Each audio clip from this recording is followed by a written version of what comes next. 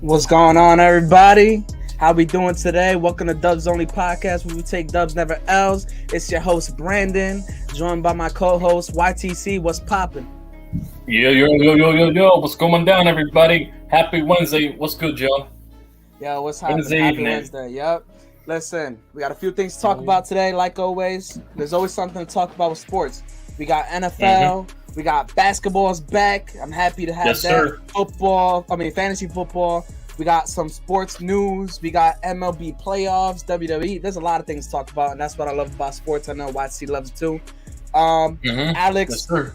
Alex is out this week. He's on vacation, and he was on vacation last week. We'll get to that. We have a special guest coming in pretty soon. His name is RJ, Giants Nation. Pretty soon he'll pop in, so just be prepared for that. Everybody, if y'all hear what's going on, let me know in the comments what's popping. Oh, man. Felt good. Last week, we didn't do the show. It is what it is. Yeah. I want to touch on that real quick. You know, I apologize. Last week, we didn't get to do the show because I had some personal matters to take care of. And on top of that, you know, Alex wasn't here. So it is as well. So it is what it is. But we're here. We back. I like it. I love it, actually. I'm happy. Yes, sir. I'm a little flustered, so, you know, I might stumble on my words. Real quick, before we start talking, William Diaz, my boy, popped up, said the Giants are 3-1. You're funny. Who they lose to? You're funny. Right? So, look, this is we're gonna recap NFL Week 3 and Week 4. Not the whole thing. We're gonna do more Week 4 than 3, but just touch on what happened last week. You know, we did lose last week, Giants, but you know, we can't just ignore that. You know, So let's start it off right away. Let's just hop right into it. Week 3. All right, we saw some good games. Overall, there were some good games. There were some bad games. But the game that mattered most to me, see, was Monday Night Football. Dallas at Giants. All right. I will say this: Daniel Jones, Saquon Barkley, the defense for the most part, other than the pass rush, they busted their ass in that game. Oh God, they just fell short. Cooper Rush won. It is what it is. The O-line fell apart. YTC, your thoughts on that game, man? Man, it was frustrating to see that week before. Yeah, it was very frustrating to see the O-line, you know, the interior collapse. And Evan Neal was struggling against DeMarcus Lawrence, you know, another giant killer who's been killing us for years, you know. He's also the receiver struggled against any separation. Daniel Jones was trying his best to carry that team with 70-plus rushing yards and 173 passing, and still couldn't, you know, come away with the victory. But yeah, that was what it was back then. So it's unfortunate. It is what it is. Shit happens. I mean, we tried our best that game, and you know, I'm not gonna talk about moral victories, but hey, we are 3-1. That was our only loss so far. You know, it is a divisional rival game, and we see them again later on. I mean, I'm not gonna say we're gonna win when we play them Thanksgiving Thursday night, but who knows? I mean, Dallas, they've been trash the last fucking 3 years in Thanksgiving. So it is what it is. Yeah, that's for Week 3. That's all I'm going to talk about because honestly, nothing else matters. Let's get on to Week 4, though. All right, before we get to the Giants, I saw a really good amount of games this year that were really good. One game in particular that I actually liked was Seahawks at Lions. A very high scoring matchup. YC, your thoughts on that game, man? That matchup was very high scoring. I'm not going to lie to you. Both teams were pushing the ball. The Lions were continuously fighting in the game. When the game was slightly over, it was like 31-15. The Lions found a way to come back. They fought with a lot of energy on that offense. You know, it's just their defense couldn't get the stop when they needed it. So that's why they fell short. Yeah, that's a fact. That for me. That was one game that I want to talk about first because it was so surprising to see. Like Jared Goff and the Lions have the high scoring offense, the best offense of the year so far, worst defense. And then you got Geno Smith, who is balling out in Seattle. And he's having a renaissance year for him, yeah. It's looking like Russell Wilson was a system quarterback to me, I guess. That's what it's starting to look like. Speaking of Russell Wilson and the Broncos, they played the Raiders and got their shit rocked in Las Vegas. The Raiders, they found the rhythm against them, and they finally got their first win of the year. So that was good to see for the Raiders. Listen, it's a divisional win, so you know it's not surprising, but it's a bad look for Broncos, especially Russell Wilson. I mean, you're paying that man $235 million. You know, you got to win. From the Raiders, But from the Raiders' perspective, it might kickstart a winning streak. You never know. It's usually those divisional wins that that determine the outcome of the season. We Giants fans would know after 2017, after the 1-2 start, but the field Raiders goal game. trash. Them Raiders trash. No, but I'm just saying in general principle, a divisional win can light a fire on their team and go on a winning streak after that win. You never know. I mean, we saw the Chiefs do it. So, but the Chiefs have that firepower in them, so it's like it's a little different. Just from a team perspective, they'll light up under a fire. That's when they go on a winning streak afterwards. If they win divisional games, we got to see if Derek Carr can make something happen. If I had to put money on it, I'm betting no. Game started off, the NFL Week 4 started off. We should have started with the first game of the week was Dolphins at Bengals. We got Tua, who played half a game until he was broken once again, and they got the Bengals debuting their all-white uniform, which are clean. They're fire. Yeah, they're definitely clean. Listen, I will say one thing though. I don't know what the hell is going on with the Dolphins or Tua. I mean, you saw he got hit so bad he was throwing up his hands looked like his fingers were like crooked. Yeah, it looked like he had a carpal tunnel or something like that. It was like, not to make a joke about it, but it was scary to see. I mean, I hope he's. Yeah, it was definitely scary to see. I hope he's all right. We had the Bengals won that game. Not a really surprising outcome, and also not an impressive outcome either. I mean, Bengals haven't looked good so far, but it's still early in the season. We had the Vikings take on the Saints, 9:30 in the morning in London, EST. Now I'm gonna give my opinion on that game. Saints got fucking robbed, all right, because there was a bullshit PI call and a bullshit hands to the face call on Tyrann Mathieu and on I forgot his name, Williams.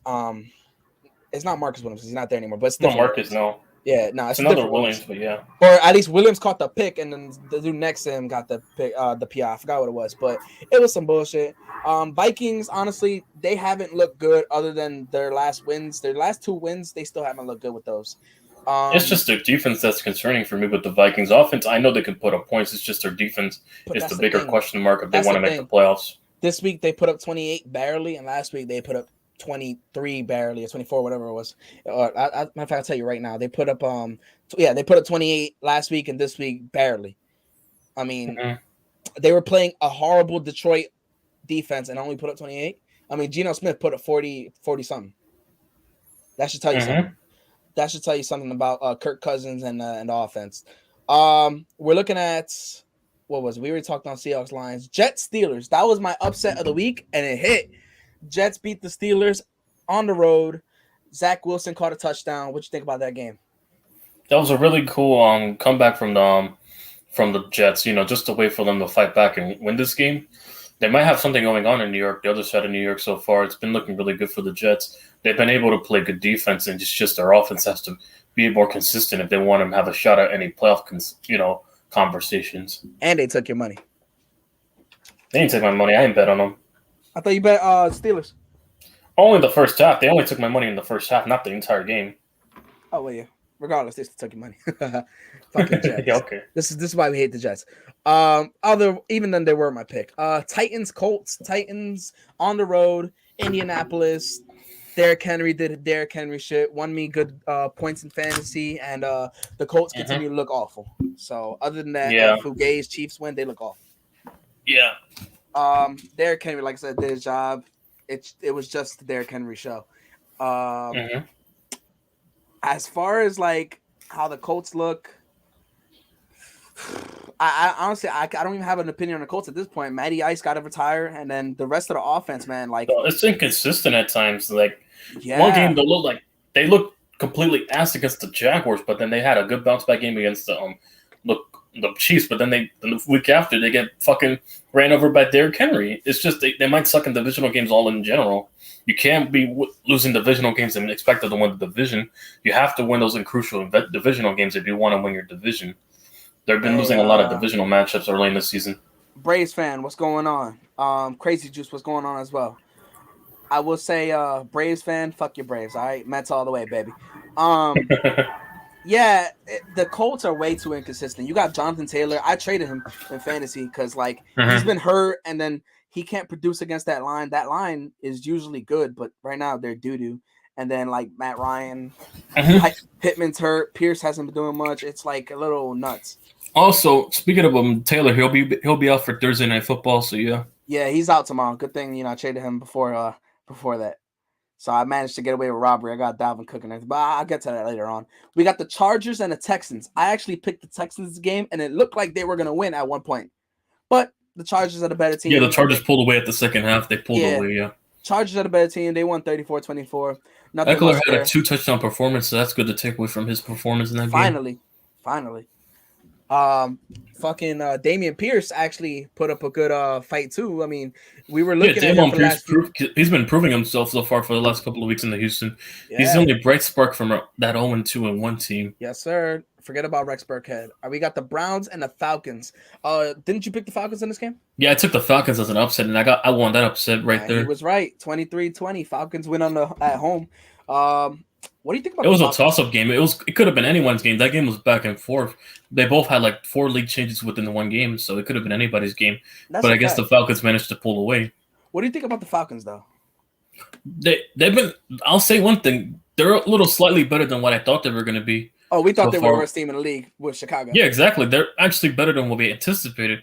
They can move the ball in Mariota. The offense can definitely move the ball. It's just the defense has to be more consistent.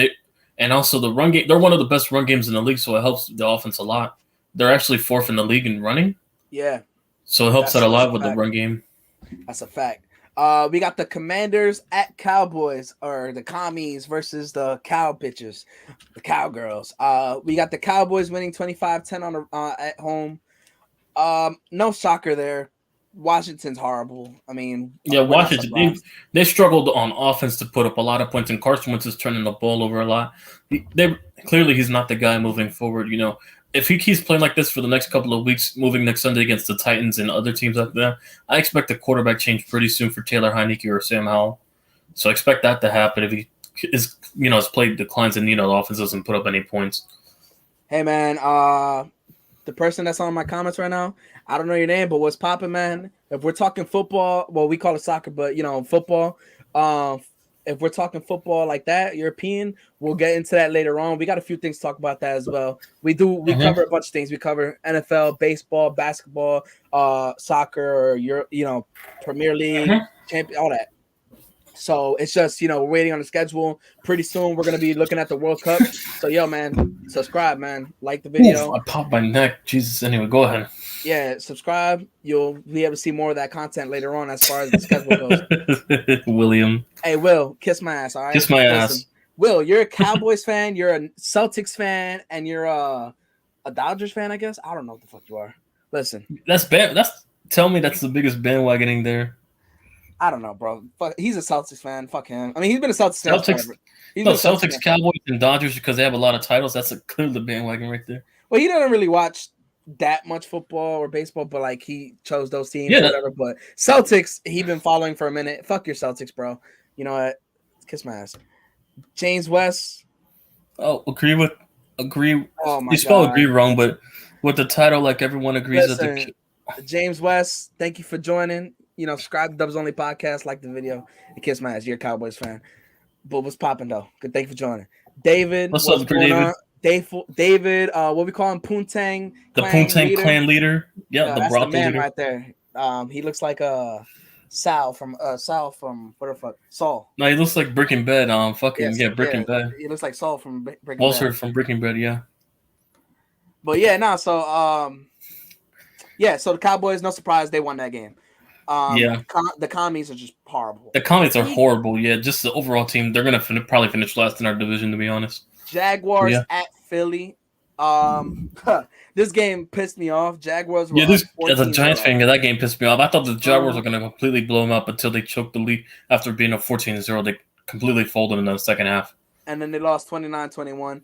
I said it last episode, not last week, but the week before when the Jags were looked a little good. I said I'm not completely sold on Trevor Lawrence. Against the king crashing down the earth. Exactly, yeah. I said it. I wasn't completely sold on Trevor Lawrence. What happened so far has proven me right.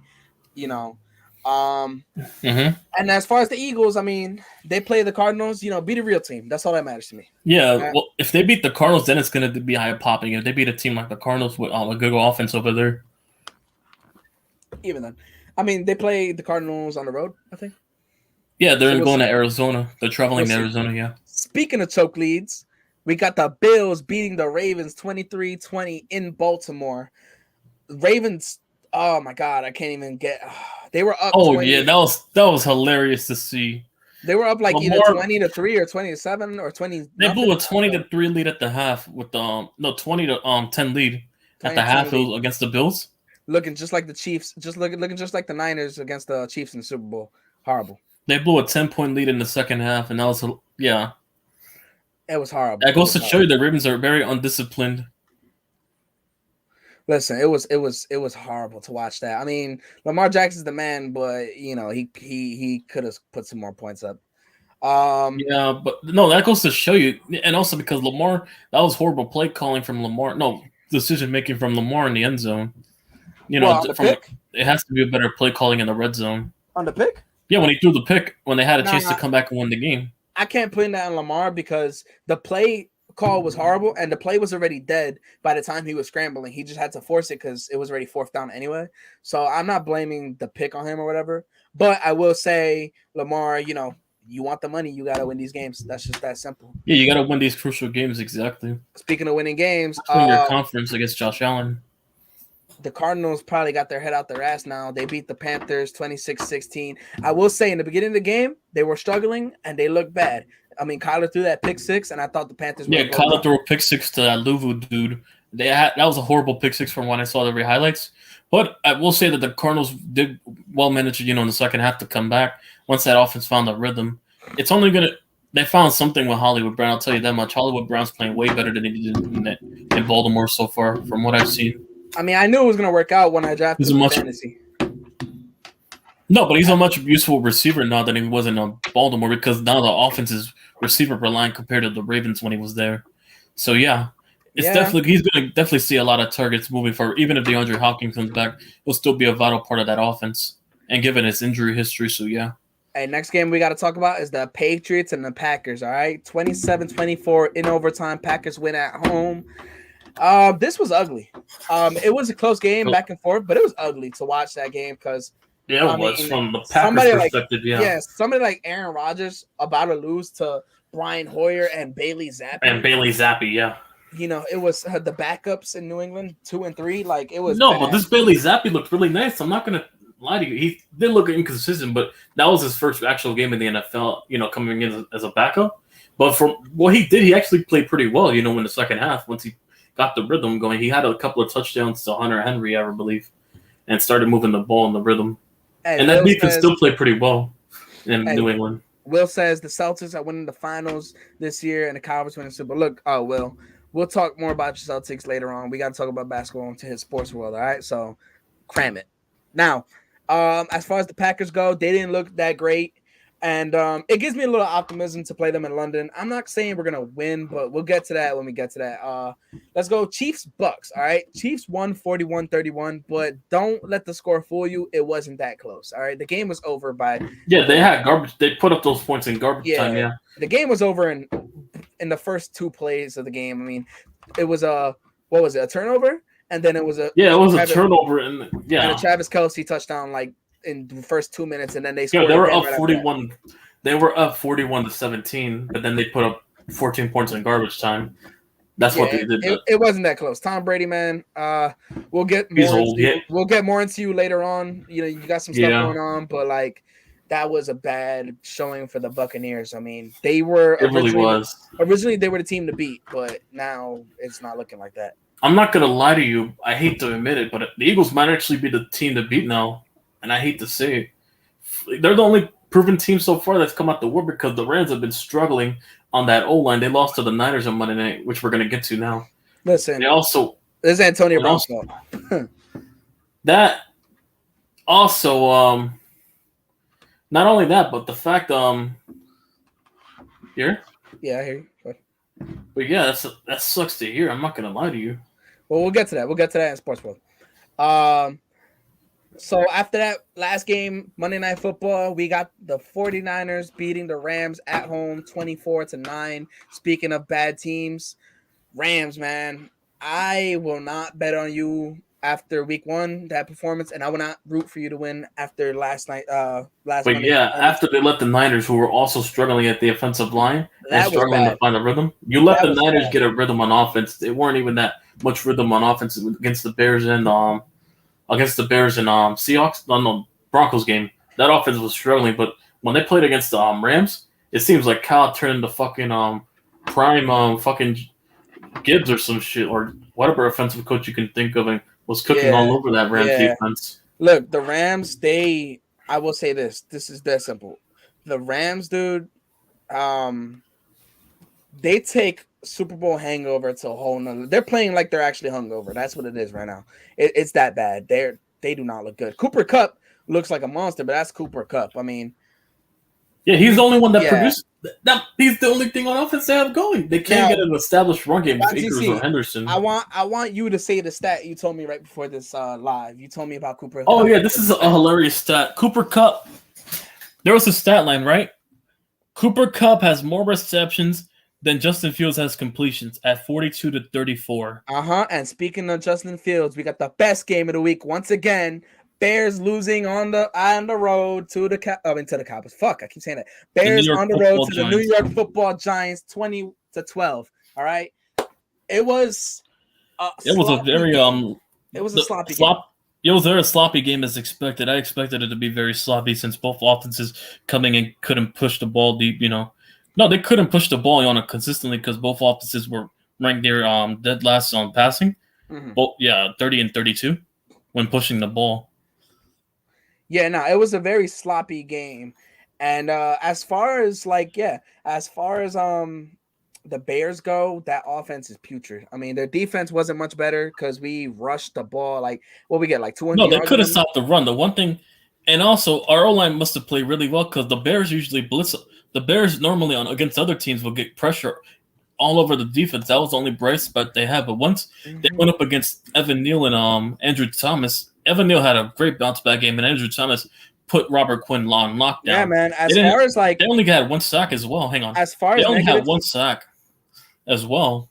The only sack came from Jaquan Brisker. We were able to shut them down to one sack. And from our defense perspective, we had 6 sacks all over them. We almost tied the Jay Cutler record. That's how bad it went for the Bears offensive line. As far as the negatives for the game, the negatives stay the same for the last few weeks. I mean, no receivers and all that stuff. But the positives there's a lot of positives in this game. I mean, our rushing offense is great. I mean, DJ, he's been playing one of the best rushing offense in the league right now. Yeah. DJ's been playing his ass off, and people look at the stats and say, "Oh, his passing isn't good," but his fucking best. Listen, they're very contrary.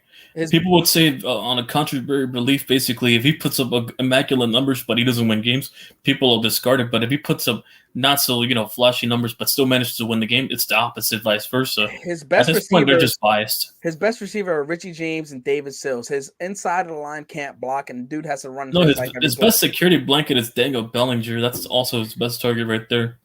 And Saquon, doing his thing on the ground, it's ridiculous. All right, stop the hate at this point. But like I said, there was a ton of positives. The defense looked great as far as what they did. They gave up some yards to Darnell Mooney, but we gave up no touchdowns. So yeah, we locked up Equanimeous St. Brown and who else they have outside. I thought Equanimeous St. Brown would have had a good game against us because he was the only bright spot that was eating when Darnell Mooney was off to a slow start. He was eating a lot of the targets. Equanimeous St. Brown, I thought he would have been the factor. But shout out to Darnay Holmes for locking him up.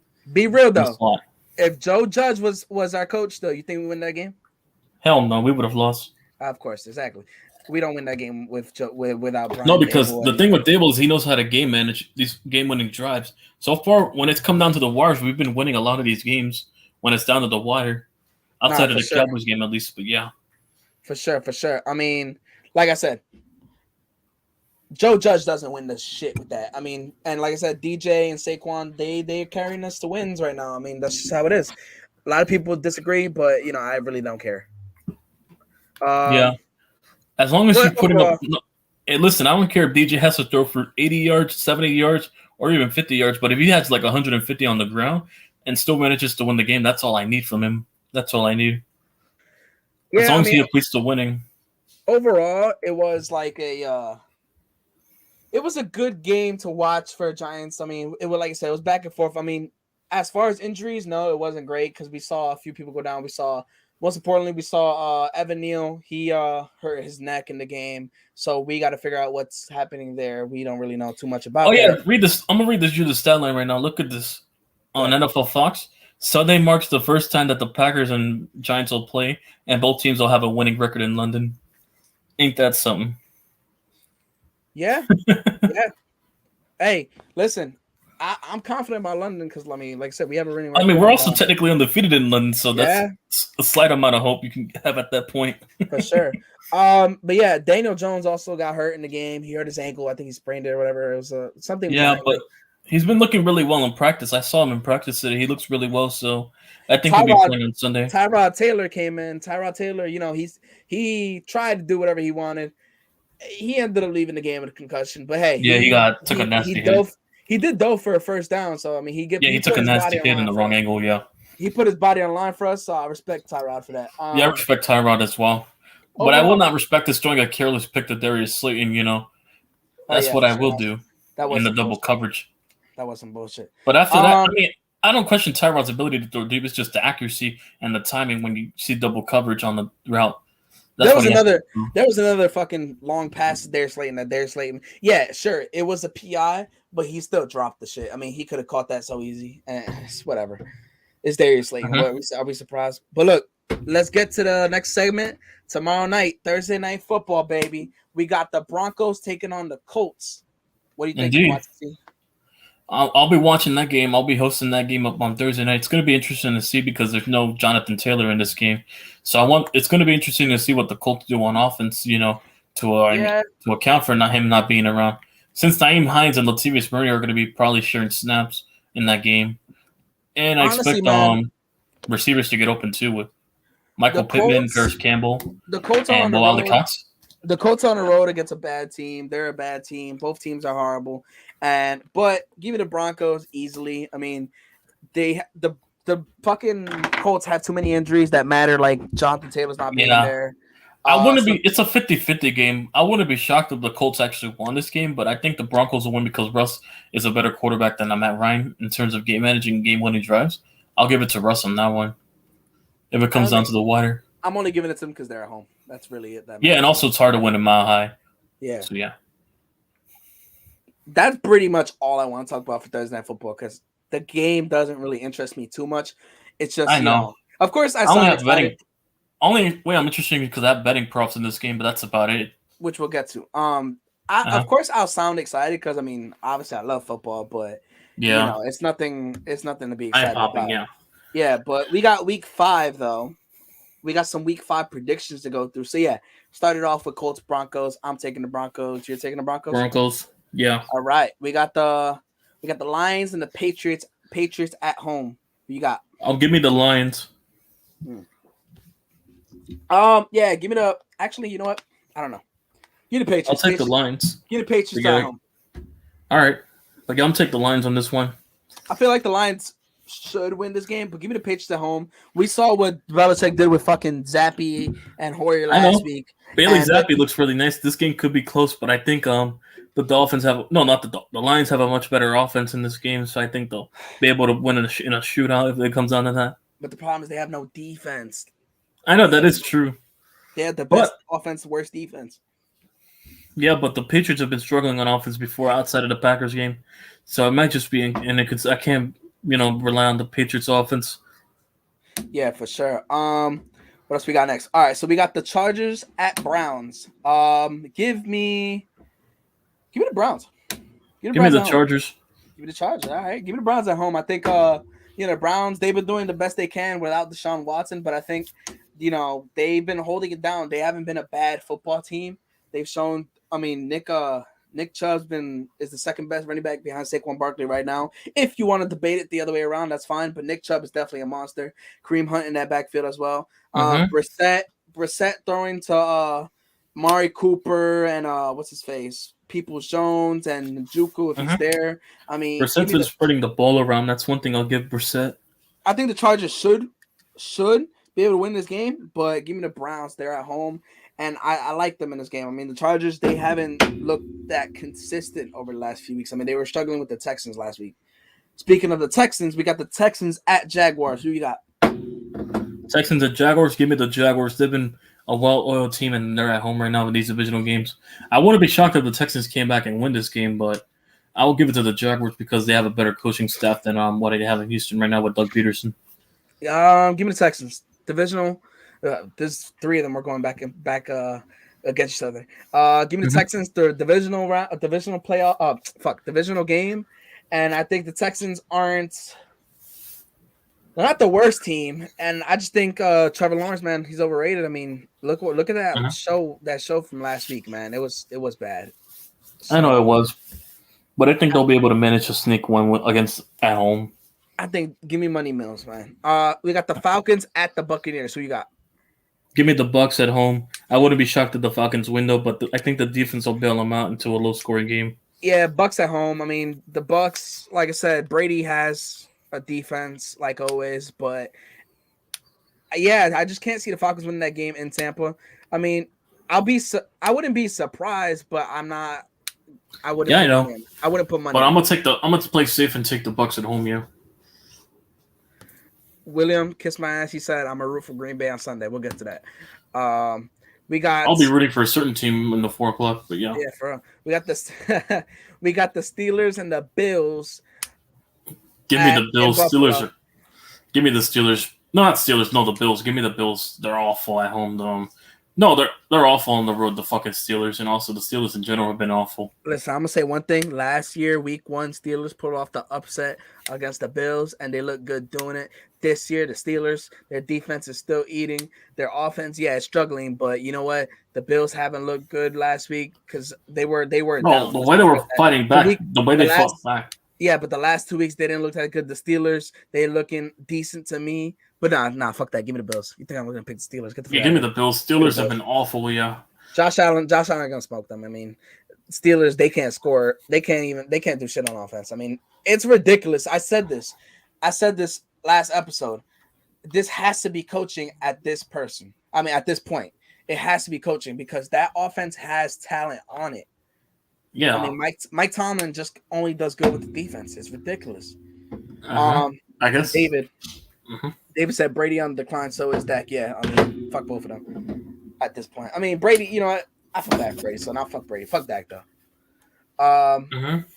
We got the Dolphins at the Jets. Who you got, Watsy? Give me the Dolphins. I think Bridgewater will manage to win this. Give me the Dolphins. Even with Bridgewater, I think they'll beat Manning. And also, they have weapons on that offense with Bottle and Tyreek Hill. I think Bridgewater can work with those weapons against the Jets. So give me the Dolphins. And they have a good defense too. So this is a little tough for me because Tyreek could win this game by himself. But the Jets and also Waddle. The Jets haven't really looked that bad. I mean, the Jets aren't slouches this year. I'm not going to give it. I mean, it's going to be close because it's the divisional game. The last games between the Dolphins and the Jets have been down to the wire too. Listen, so the Jets aren't a good team, but they're not that bad. So I don't really know. So I think I'm gonna pick the Dolphins, but the Jets, I wouldn't be surprised if they win. Yeah, they won because they're at home. Yeah, MetLife. Yeah. All right, we got the Bears at Vikings. We got. Oh, give me the Vikings. Even though they don't have a defense, they can outscore the Bears because the Bears don't have an offense to keep up with them. Yeah, give me the Vikings, man. The Bears look like that's it for them this year. I mean, they're just getting worse over the last few weeks. I mean, yeah, it's early, but we've seen this with the Panthers last year. They started off decent and then just been trash. I mean, the Bears are kind of like that too. And listen, I can apply that same logic to the Giants. I'm not going to get my britches up. Well, you know, with our team as well, we're better than the Bears, so you know, I'm gonna cram it there. But no, I know we're better, but I'm not going to get my britches up. Well, regardless, the Bears. You know, there's a lot of turmoil with Justin Fields and the front office right now, so it's a little weird. Yo, William, you don't even believe that yourself. I mean, just like my Knicks have a better chance winning the finals than you guys. Kiss my ass. Titans at Commies. This is an easy one. This is a layup. Give me the Titans. Give me the Titans. No, because they're at home, and also because Titans are on the road. Finally I know Titans on the road. Okay, so no, also because the Titans found a rhythm on offense, I think, and also Washington's been struggling on offense. So I think the Titans defense will have a bounce back game. they'll have another good game like they're getting against the Colts. I think they'll have a much better game because Washington's O-line's been horrible. They've been struggling with Carson Wentz. I think they'll be able to get to Wentz with Jeffrey Simmons and those guys they have. So give me the Titans, yeah. Ooh, James West said, David, just like Trey Lance's leg is on the decline. That's distasteful. Oh damn. That is distasteful. Yeah, give me the Titans. Derrick Henry's gonna eat. Enough said. Comments are trash. Yeah. Got the Seahawks at the Saints. Who you got? Seahawks at Saints. I'm gonna go with the Seahawks on this one because they've been moving. They're actually a better team than what I anticipated. The Saints have been struggling so far. Even though they got robbed in that game, I expect this game to be another high-scoring game like the Detroit game because the Saints look actually better with under Andy Dalton than they do with Jameis Winston right now. Yeah. So I don't want to be shocked if the Saints won since they're at home with under Dalton, but give it the Seahawks because Geno's been on a tear as of late. I'll give him the hot hand. I want to pick the Seahawks, but I'm going to take the Saints at home.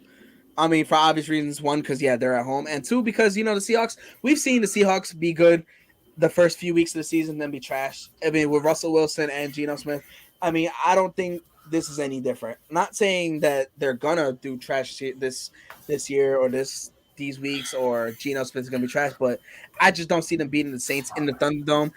I mean, it's hard to win there. I mean, the Giants did it last year, but it's hard to win there. Yeah, it's hard to win there on general principle outside of our team, yeah. Here's a game that's tough to call. 49ers at Panthers. But yeah, I think the Niners will be able to win that one. I'm taking the Niners because Matt Rule is horrible as a head coach. They have no identity in Carolina right now so far. They've been having a lot of defensive success, but the problem is that they can't generate anything on offense. Baker Mayfield's playing a lot of horrible football right now. Yeah, he's been overthrowing a lot of people. But give me the Niners. Yeah, give me the Niners because I don't think the Niners. I think the Niners finally found a rhythm on offense, and also they're going to probably be able to push the ball now with Debo against that defense. Yeah. Well, I don't know about finding a rhythm. I don't think they're there yet. No, they found the rhythm against the Rams. I think they found somewhat of a rhythm. Let's not act like that's not a divisional game. Divisional games are what they are. I know what they are. They are exactly, but they're also a way they can spark a lot of, hope and belief within a team if they win. I think they're gonna ride hot and heavy after they won that divisional matchup, and they'll come in with all the momentum and win this game.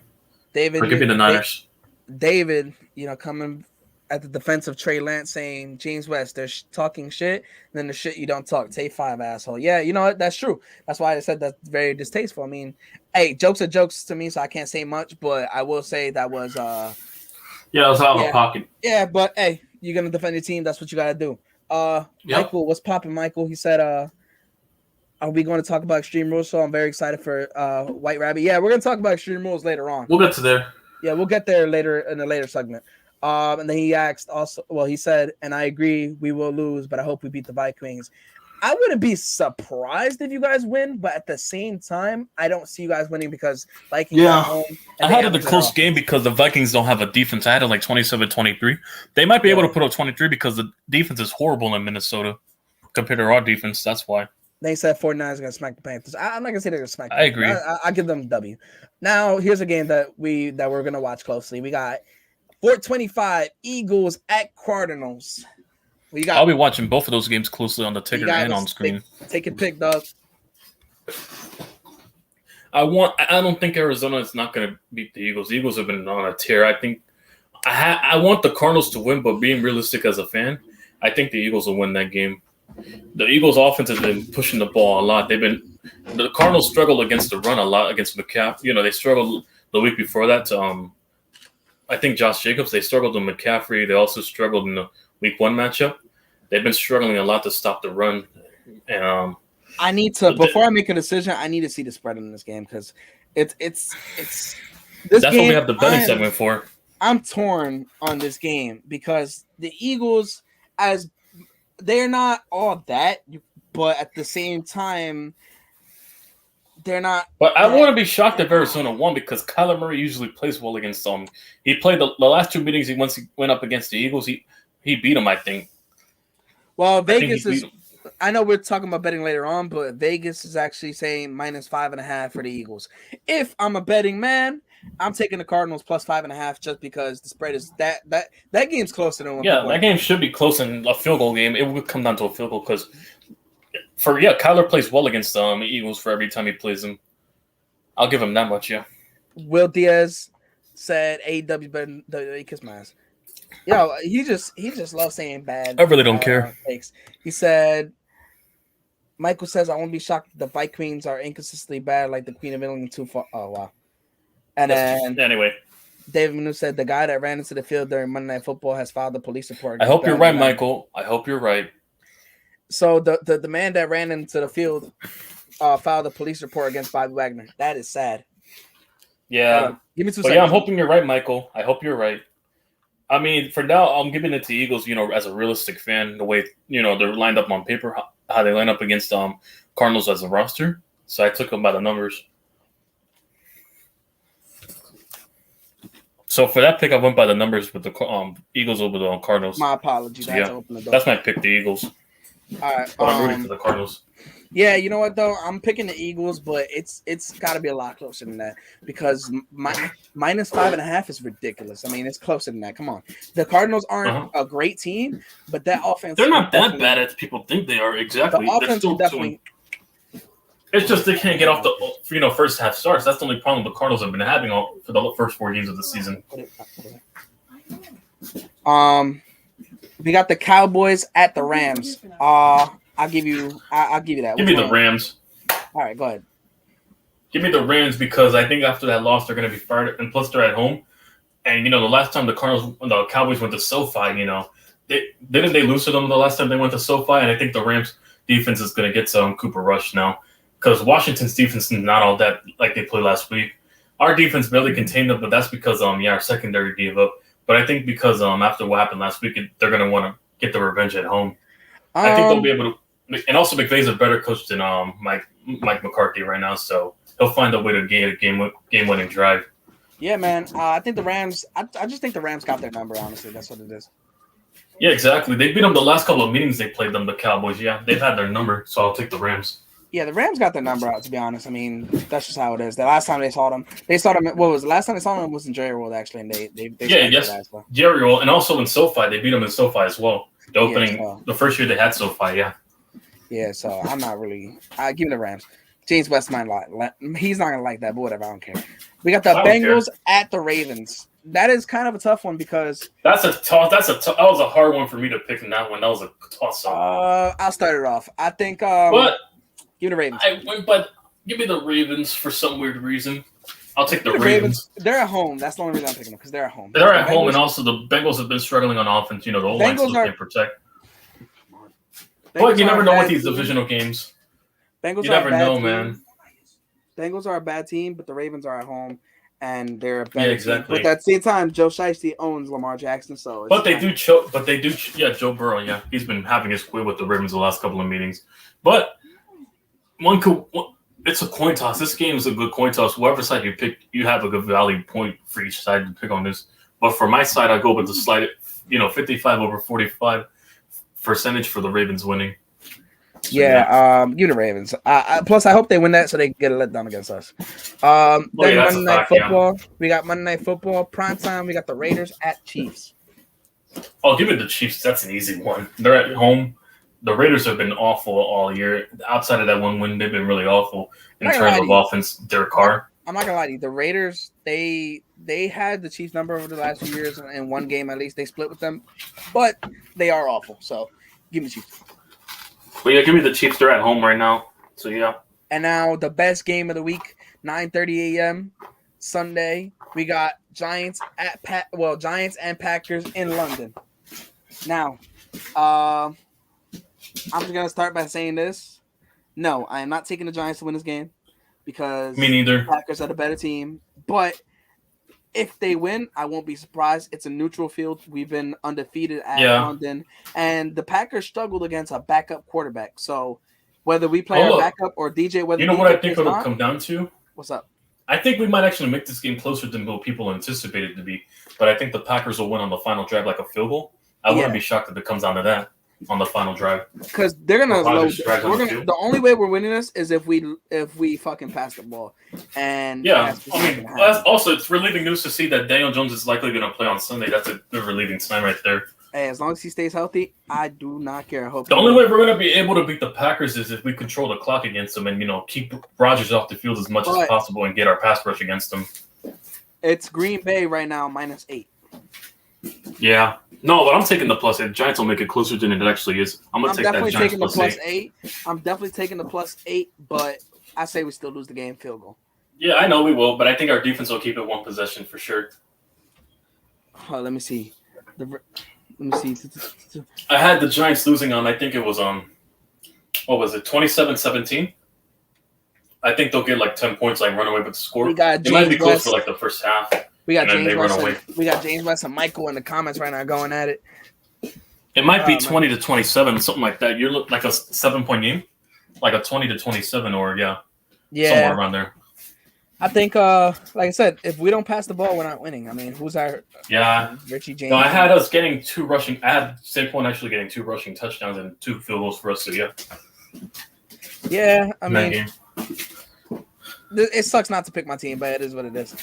All right, so let's move on. We got some betting. So let me see what some of the bets you got this week. I know you got one for a risk-free bet for tomorrow, right? Yeah, Thursday Night Football. I need Cooper. I need Russell Wilson to throw for 200. I need Michael Pittman to score. Naeem Hines to score with Jonathan Taylor out, and I need Cortland Sutton to score. It's a 4-legger $10 free bet. So it's risk-free on my own money, so I can use it again on Sunday to win $277. I took a small free bet, so yeah. That's a little tough because Naeem Hines and Pittman is going to be tough because that Colts offense. It's really good for overall value. It can possibly happen because both receivers. Yeah, I'm just saying it's tough because the Colts offense has been abysmal. So Yeah, it is. But as long as they're able to score on the running and passing, that's all I need from them. I think Michael Pittman will get one at least in Naeem Hines. He's been a consistent scorer for the last couple of years on them. Yeah, even as his number 2 guy, to Jonathan Taylor. Yeah, he's a receiving threat too, so that's what it is. Like I said, if you're gonna take some spreads this week, take the Giants +8, take the Cardinals +5.5. I think those lines. Yeah, definitely Giants +8, Cardinals +5. I agree. Yeah. Also, take the Steelers +14. That line is fucking ridiculous as well. Oh, it's +14 against the Bank. Yeah, I don't think they'll lose by that much. I think the +14 is very. I think that Bills, they've been inconsistent. You know what the worst line line is? They don't win by blowouts. The worst line is Tampa Bay -9 against the Falcons. Falcons gonna keep that. Oh, that's take that easy +9. That's easy money. Falcons will cover that. I think it's a divisional game. They should be able to cover those spreads. Vikings are -7. That's not a bad one. Jaguars I would take Chicago +7. That could be a good one because of their defense. I'll give it to Chicago on that one, maybe. Saints are the favorites. Saints are the favorites right now, plus a -5.5. That's looking like something that you could also. There's a lot of large spreads this week. Yeah, a lot of large spreads this week, and a lot of pluses I'm looking at to take for betting. I will take a lot of pluses on this betting this week. Chiefs Raiders -7. Chiefs. Yeah, there's a lot of games right here that I don't understand why these spreads are so huge. Yeah, they're very obscure, but take them. Talk about betting. We got RJ Giants Nation in the building. Giants Nation, RJ, what's popping, man? Glad you joining us. Well, first of all, it's my first time here, man, so I need to get comfortable with the setting. You know what I'm saying? It's all good. It's all good. What you gonna be comfortable? Listen. Go ahead. Go ahead. We do this by segments. So like this segment just started, so that's why I was gonna add you in right away. We try to break it down by segments. That way we stay organized. Whatever you say, what you want. You can say out of pocket shit. I don't care. But like I said, we're right now. We're about the bets right now for this week. Yeah, we gave our predictions and stuff. We did our recap. You didn't really miss much, but now we're gonna talk about some betting. All right. But yeah, I took the Giants +8 definitely for sure. We're gonna cover that +8. There's some ridiculous spreads in here, like. The Jaguars -7. Jaguars -7 is ridiculous. I mean, the Houston Texans keep that a lot closer. I think so. You guys Houston's been keeping a lot of games close, so I might take that +7 on Houston. RJ, you bet anything? Nah, not really. You don't really get into betting? All right, well. Nah, I live in Albany, and the casino close to me is in. Them motherfuckers don't let them bet. Yeah. Sorry, I just want to say, it's my first time on Brandon's stream. I want to say I appreciate it. What's up, YTC? I just want to let everybody know, Brandon's a huge fan of me. So, it's this big honor that I came on the show. You know what I'm saying? I know he's excited right now. I know he has like 2 Pepsi bottles and he's smashing them like Stone Cold and juggling them right now. You know what I'm saying? That's inside. I'm blushing right now with that little speech. Like, thank you. You know what I'm saying? That warms my heart. But the only thing I gotta say about betting is CEO's gonna owe me $200 when Daniel Jones whoops all over the Ravens. You know what? On. Since we're talking about betting, I want you to talk about your bet with CEO. Let the people know what you got going on there. All right, so as you guys know, CEO, the hooker choker, as we know him, me and him had a bet before the season. I think YTC was there on my stream. Yeah. And I said, $100, I think. Will not make the playoffs because the Ravens overall are not a good team. Not Lamar, just overall they're not a good team, and John Harbaugh is vastly overrated. He disagreed with me. At first it was a $50 bet. Then he raised it up to $100. Then he raised up to $200. And it's 200 now. Yeah, I forgot. And in week 1, I said they will beat the Jets, and then they will lose to the Dolphins, which they did in embarrassing fashion. Then I said they will lose to the Patriots, which Belichick and Mac Jones had to fuck me over. And then I said they will lose to the Bills, which they did in embarrassing fashion. So it's not looking good for CEO's team. So yeah, they're barely above. They're at 500 right now. San Francisco Niners, Sports Nation, what's popping? What's up, Ricky? You got an Eagles fan in here, 4-0 first place. All right, well, it ain't gonna be that long, so don't worry about it. Well, anybody not long. Eagles, all right. Until the Cardinals mollywops them next Sunday. Let me ask you, RJ. So the Ravens right now are -3 against the Bengals at home. What you got for that? I got honestly, bro, got the Bengals. All right. I mean, I wouldn't be surprised if the Bengals win. I mean, you got to understand they've been. That game's a toss. Both teams are horrible. So yeah. I mean, but I'm gonna take the Ravens. Well, I'm only taking the Ravens because they're at home. That's it. No, tomorrow's the Broncos and Colts, right? Yeah. Yeah, I took the Broncos. Yeah, at home. All right, well, let's get into a little bit of fantasy football now because I got some trades I made this week that I'm happy about. YTC, I know you got some things for fantasy football. RJ, you play fantasy football? Well, yeah, I took a W today. Last week I won 2-2. So. All right, well, look. I took a victory yesterday. Fantasy football, like as far as I traded Jonathan Taylor this week, I got him. Oh, he's injured. And I traded him right. Yeah, that's why Naeem Hines is starting this week. I took him for betting for this week. Yeah. I traded Jonathan Taylor and Rashad Bateman for Dalvin Cook and Tyler Lockett. Now, if you look at the names, it's not that much value considering Dalvin Cook gets hurt or whatever, and then Jonathan Taylor is better, and then Tyler Lockett, he's a good receiver, but he's not all that either. But considering they're both putting up numbers, and Jonathan Taylor hasn't been great the last few weeks because the Colts are trash, I will say that was a good trade for me. Then I traded Aaron Rodgers and Ken Walker from the from the Seahawks, and I got back Derek Carr, who isn't good, but Derek Carr's putting up about the same numbers as Aaron Rodgers in fantasy. He's good for fantasy at least. Yeah, I got back Dawson Knox, and then I got Travis Etienne as well. So those 2 trades felt like robbery. I felt like I robbed somebody. YTC, what you got? Well, I didn't trade for nobody this week, but I did pick up Romeo Doubs on waivers. I got a steal on the waivers for Romeo Doubs on the Packers. He could have got 17 points, but if he didn't drop that ball, that would have got me 17 points. The rest, robbed me on that play, but whatever. He had a good 11 points in his first starting matchup. I'll take that in the flex, to be honest. I think he'll contribute to a lot of numbers for the Packers. He's the clear-cut number 1 guy. Hold on. I'm not gonna say that. No, because Allen Lazard, don't act like Allen Lazard's not putting up. No, he's cool, Allen Lazard, and but I just feel that he's gonna get more targets than Romeo Doubs gets more targets deep, so that's good for fantasy numbers. He's used a lot in the deep game. Allen Lazard's that chunk big play guy, and then you got Doubs, moving the chains. That's what it is, I think. RJ, I know you're not playing fantasy football, but is there anybody like you could think of that would probably be somebody to pick up in waivers that you've been looking at in the games or whatever? In waivers specifically? Yeah. Well, matter of fact, hold on, Tom. Let me look at the matchups real quick. Hold on. Because it's all about matchups. Okay. Let me look at week 6 real quick, see who everybody's playing. 5. It's week 5? Oh, week 5. Week 5. Yeah, week 5. Okay, never mind. My bad. I picked up David Giants game. Only person you could take on the Giants game is Romeo Doubs. Allen Lazard also. Wandell, he might be. Wandell's playing? Maybe. He's playing? Maybe. Maybe. No, but I still take Richie James. Well, he's listed as questionable. That's why. Yeah, I know, but I'll stick to the only wide receiver I trust on the Giants for fantasy right now is Richie James, and then Saquon Barkley. That's it. So we got what was it? Richie James. Nah, he gets a lot of chunk plays for like 5 catches for 60 yards. That's like a good 11, 12 points for Richie James every week. What's your records? What's your records looking like right now, Watsy? 2-2, both leagues. In my money league, I'm 2-2. In my other 2 leagues, I'm 3-1 right now. I'm in my 20-man league, which is my hardest league right now. I got Russell Wilson, Cortland Sutton, Alan Lazard, Nick Chubb. I'm starting Romeo Doubs this week. I got Robert Tonyan, Wan'Dale Robinson, Graham Gano, and Seattle's defense, and they've been winning me points, so it's all good. I also got Khalil Herbert in fantasy right now. I got somebody. Off away, Adam Thielen. All right. Okay, if he's not picked up already. Yeah. I picked up Robert Woods on a trade. I traded DeAndre Hopkins for Robert Woods and Romeo Doubs, I think. I got 2 good receivers out of D-Hop. I don't know. That would have made more sense if you'd have done it earlier.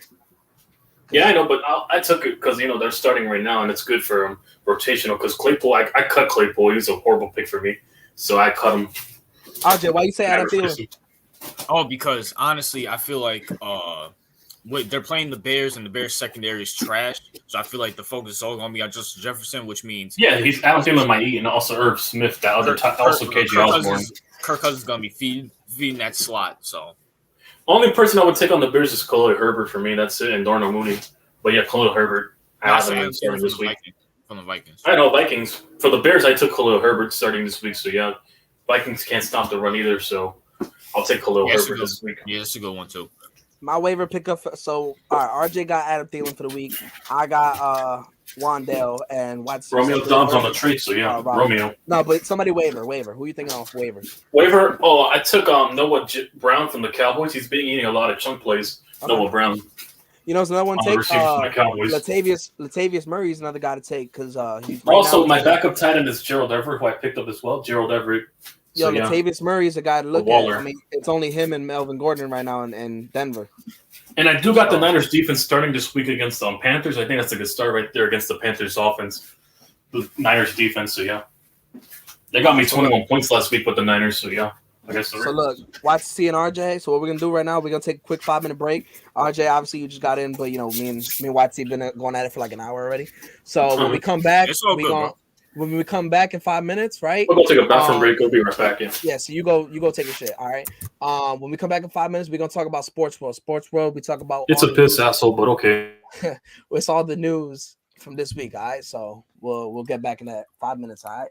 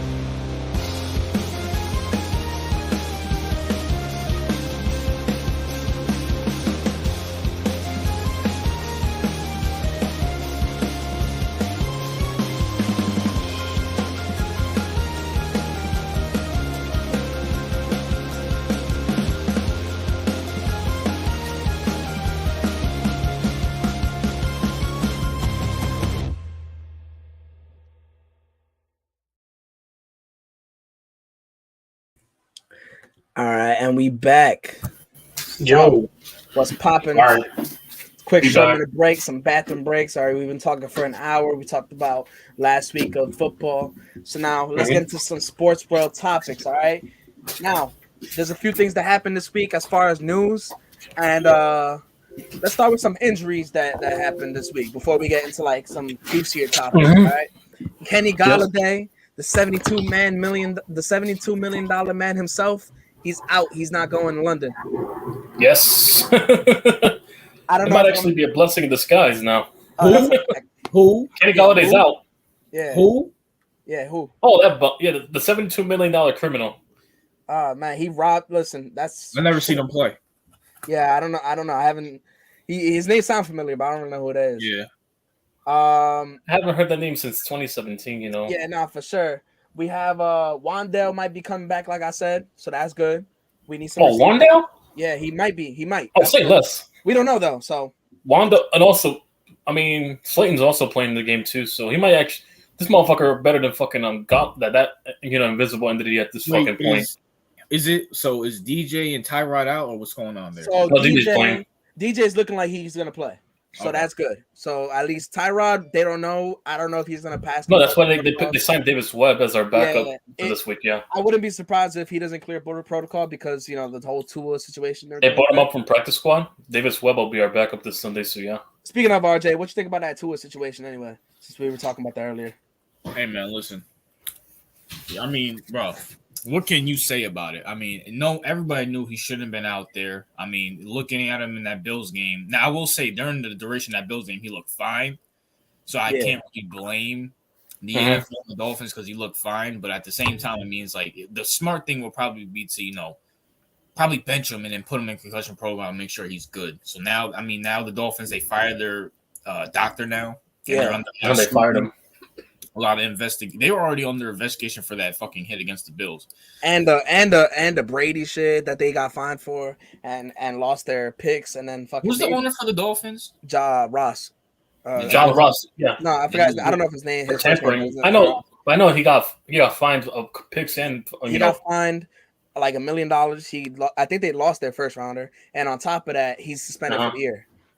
So and also the Brian Flores stuff. Let's not forget about Brian Flores stuff, and then the shit that just Dolphins happened. are under a lot of tampering, and somehow they're still winning. That's the crazy thing. The Christian Wilkins thing, and now we got Tua. So it's not looking good for the. And it's crazy that the Dolphins are overcoming this shit and still managing to win games. Yeah, but we'll see what Teddy Bridgewater can do. He's not a bad. I think he's good enough to beat the Jets. Now, hold up. So is Tua coming back at all this year? Is he done?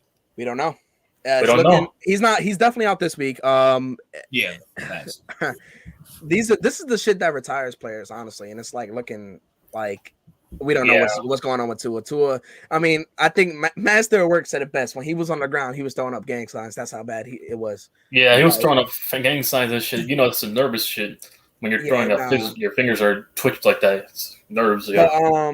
But, back to the Giants. We don't know what's going on with Darius Toney, but Aaron Robinson looks like he might be out this game as well. Are we getting Cordell Flott back because he wasn't back this game? Not sure. I haven't seen much on him. We also have Evan Neal. Haven't heard much about Evan Neal, but probably Evan Neal had a good bounce back game. Evan Neal's going to be. He said they'll bring him back. I think he'll be back for that game. I think it was a slight neck issue. Nick Gates is the story with the Giants because now he's back off the PUP list. Now they have 21. Oh, that's definitely going to be some line help right there. We need that. We don't know. We don't know because the Giants have 21 days to decide if they're going to keep him out for the year or start him. So I hope we do keep him on because we need much line depth right now. Even if Nick Gates is ass, even if he's ass this year, the duration of this year, listen, he fought back from a almost career-ending injury, so I'll give him his respect. Yeah. I mean, he went toe-to-toe with Aaron Donald when he was healthy and won at that. Yeah, he locked up Aaron Donald. He contained him. Fucking man. Yeah, I want to talk about Tom Brady and Giselle a little bit. I know we got some strong opinions, but you know what, RJ, you're the guest. You can give your opinions on Tom Brady and Giselle. Hey man, listen. I'm gonna just say this. I'm gonna say this again, man. Men are very simple, right?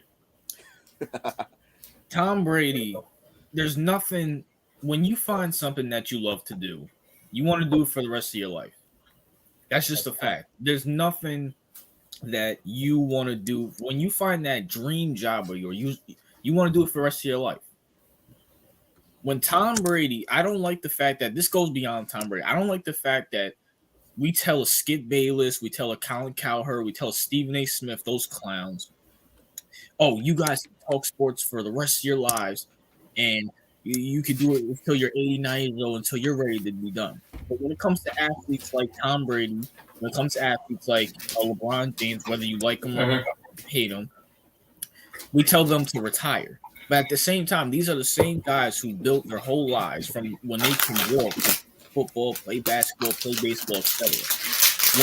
Since they were children. Exactly. When they retire, they're never ever gonna have that feeling back of running out on that field, running out on that baseball diamond, running out on that basketball court. They're never gonna find something that they love more. Yes, that includes family. That includes family too, people. They're never gonna find something that they love more than playing the sport. So that's why they harder on their kids to play the same sport. Yeah. So Brady, and to any athletes out there who want to keep going until they get scraped off the fucking you go for it. I applaud you. And City Boys. All right. That's a fact. That's a fact. Yo, I love the fact that Tom Brady chose football over woman. I mean, that's just showing his masculinity. One, his masculinity and passion. Two, that just shows he's the GOAT. I mean, listen, football over everything. Fuck everybody else. It's that simple. Especially these ladies. YTC, what you think? I agree, man. When you want something badly in life, and you know it's become a part of who you are, it's your identity. If you're outside of the game, you know, away from that, just you feel lost, like a hole in your heart, man. And you know, you feel like you're missing something in your life. It's happened to a lot of retired athletes. They miss that feeling of walking onto the field, walking onto any sport they play in. You know, hearing the crowd, the ovation. It's like they're at home. They feel more at home in the court than they actually do at their literal house. Because they feel like they're themselves, basically. Yep. Their identity is right there in the court or field. So you want to live and die by that identity. So I can applaud him for that. For sure, I would do the same thing too if I was him. Hey, that's a fact. Listen, like I said, Tom Brady, you could tell it's fucking with him because when he plays, I mean, the Bucks haven't looked great, so it's definitely messing with him. I mean, he's getting divorced, or potentially. Let's be for real. Tom Brady's gonna have a 25-year-old within the next couple of months, bro. Come on, some Leonardo DiCaprio shit, like what C said. Oh God. Listen, women love men with money. That's just a fact. Yeah, and power, money and power. Yep. And listen, we're gonna see him on TMZ. Florida man gets caught with a younger woman. You know, Tom Brady pretty soon. All right, we got some more news. We got Broncos running back Javonte Williams tore his ACL. You know, so we were talking about that. Sucks. I had him in fantasy, but that's not like Javonte's cool and all. Hopefully he bounced back.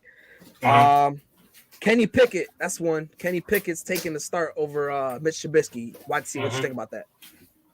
The new fresh start in Carcast, what's going on, man? What's up, Carcast? It's a new fresh start in Pittsburgh right now. I mean, at this point, Trubisky's not looking like the answer. The offense has been playing horrible under Trubisky. So at this point, you might actually get to the point where you're not making the playoffs at this point. You're trying to, you know, throw this whole season away and see where Kenny Pickett can do and then build from there next year. From what I saw in the Jets game, he played pretty well, even though he threw a couple of picks. He played pretty well in that game, actually, but, you know, the defense sold him that final drive against the Jets, so you can't put that all on him. But he did fight back to come and win this game. Hold on, I'm gonna interrupt you real quick because I just saw this comment from this Eagles fan. He said, I said something. Yeah, no. Don't go ahead, RJ. You go say something. I'll let you. Go ahead. Say what you want. Eagles 27 champs. All right, first of all, bro, you have a picture of Carson Wentz on the sideline, so that tells me you're a loser right there. That's number one. Number two, bro. It's funny how me, YTC, and Brandon are all on StreamYard right now, and you're still watching us. So I want to thank you for, you know, probably disliked the video, but you know what? That's still a view for Brandon, and that still gets his analytics up. So thank you. And YTC as well, so it works out. Yeah, exactly. Exactly. They're fans of us at this point. I just consider them fans. You know what, bro? I love people like you because I just laugh at people like you. You guys are like 37-year-old virgins with no lives. That's facts. You probably was like chest hole, bro. Like, I mean, bro. I mean, come on, dude. Like, you make stupid videos. Where are your videos at? That's what you're making stupid spam accounts, so it's like you're not much better. Yeah, just the dedication to have spam accounts just to go back on our streams. But shows how much time you're having in. It's all good though. We got fans. That's all that matters. But what did you say about Eagles 27 champs? You hit the nail on the Whatever. head. Whatever. I just By the said way, whatever, Jim. Kenny Pickett, like I said, Watsy, you were saying about Kenny Pickett? Yeah, go ahead. Yeah, I said that he had a good comeback when he got into the game. They were moving the ball much better than they were under Mitch Trubisky. He had a couple of good throws, yeah. I know he had 3 picks, but, they were pushing the ball down, though. They were almost coming back in this game, so they showed more fight on the Pickett than they did on the Trubisky, to be honest. But it just came down to the last drive. They choked away, but it is what it is. RJ, Kenny Pickett. The way he kind of looked. He looked all right. He had sparks here and there. Do I think he's anything special? Not really, but hey, we'll see. The Steelers do have a good roster. I think the Steelers should have made an aggressive move and try to get Rodgers or Russell Wilson because I don't know, going in the draft and trusting someone like a Kenny Pickett. I don't know, man, but hey, we'll see what happens. Yeah. Steelers fans were happy to see that, so hey, they got what they wanted. Here's the what you call it? A better news. Okay. Odell Beckham Jr. visited the Giants, or at least didn't visit. He was in a Giants facility visiting some players. It was nice to probably see him some there. Shepard and Saquon. Josina Anderson, I hate that bitch because she kind of like blue balled all Giants fans with that.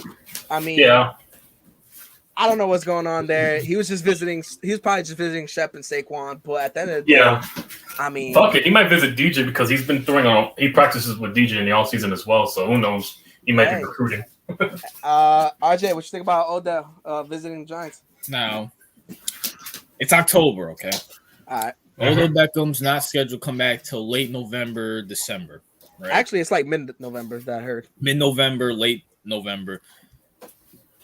Regardless. And it's only week 5. I want to see how the Giants play out this season because that is true. I feel like Odell Beckham's looking at the Rams. He's looking at the Giants and say, which team gives me the best opportunity to win? He's looking at the Packers, too. I don't think which division gives me the best opportunity to win? A hard NFC West or a hard NFC East? So TLP was popping TLP. So I'm not going to predict where he wants to go. Would I love to have OBJ back in the number 13 jersey? Absolutely. 100%. Hell yeah. Yes. Yeah. Yo, Sills, I'm not going to get my hopes up yet. I want to see how. I know, but still, I would love to see it, but yeah. Because November's when the real late October is when the real football starts. When we separate the pretenders from the contenders. Exactly, and also because if we're in the contention for a playoff spot, say like we're 6-5, 7-4, or some shit, and we have to make a push, he's good for the spot right there once he comes back. But here's the thing though: what if the Rams are number one in the NFC or number 2? That is true. They might sway him away, but I don't know. I just want to see how stuff plays out. But it was nice to see Odell Beckham back in the Giants facility. And yeah, TOP, clap the Eagles fan for us. Yeah, I don't know who he's saying Fisk wannabe and TTC Reject. I don't even know what the fuck TTC is, so it's all good. Who's a Fisk wannabe and TTC? No one gives a fuck about TTC. Listen, I love Fisk. I love Fisk content. And listen, the Eagles fan the Eagles fan just must be deflecting. It's probably Nayhawk. It's probably that bitch Nayhawk. Listen, it is what it is. Let them be. Warriors. Let them be. Like I said, it's more views and more watch hours for me, so I don't really care. Mm-hmm. And you too, because we're live on both my channel and your channel and my Facebook. But one more thing. There was Andy Isabella. He got cut by the Cardinals. We better pick him up. I wanted to pick him up at this point because what are y'all thinking? I would pick him up. You talking about the number 17 guy? Yeah, the speed. Andy Isabella. If we can get him on a cheap deal, I love it. Yeah, on a league minimum for 1 year, I'll take it. Because we need receivers at this fucking point. Motherfuckers can't stay healthy. Yeah, or drop, can't get no separation. I'm looking at it right now. Fucking Andy Isabella, 17. He was a second round receiver. He wasn't bad, so I don't know why he got cut. So I just don't know. He was good when he was on the field. I guess the Cardinals found somebody to replace him with. Somebody on the Cardinals roster to replace him. That's what I'm assuming. I don't know, man. It's kind of tough. Let me see. We got one more thing before we move on to the next segment. We got Cole Beasley retired today. Mm-hmm. A very lengthy career and a pretty good receiver, yeah. I like Cole Beasley, but fuck Cole Beasley because when he was on I always he was on the Cowboys. I always remember that catch he made with that. He caught it on his back. Yeah, he caught it from the back. Oh, yeah, he's talking about 2017. Yep. He caught it from his back on the sideline, on the way. Fuck Cole Beasley, but yo, it is what it is. But I can respect him. He was a good receiver in Dallas, and he was a good receiver afterwards. Yeah, mid slot receiver, Cole Beasley. Facts. Happy retirement to Cole Beasley. All right, next segment, MLB playoffs, baby. We got 2 Yankees fans in this panel, and a fan of the better team, the Mets. Me. Okay. You wish. You guys, wait. You guys can start off the playoff talk. Go ahead. Well, we're ready to stomp out and run. The Blue Jays. Skippy's team over here. We're about to run their pockets this first round. We're playing up against them.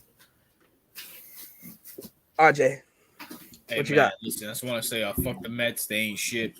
It feels good that I feel more confident in this Yankees team than I did last year. It feels like the Yankees now were consistent. I know we had our ups and downs here, but with the Yankees are in it, and we versed the Blue Jays in the first round. Yeah.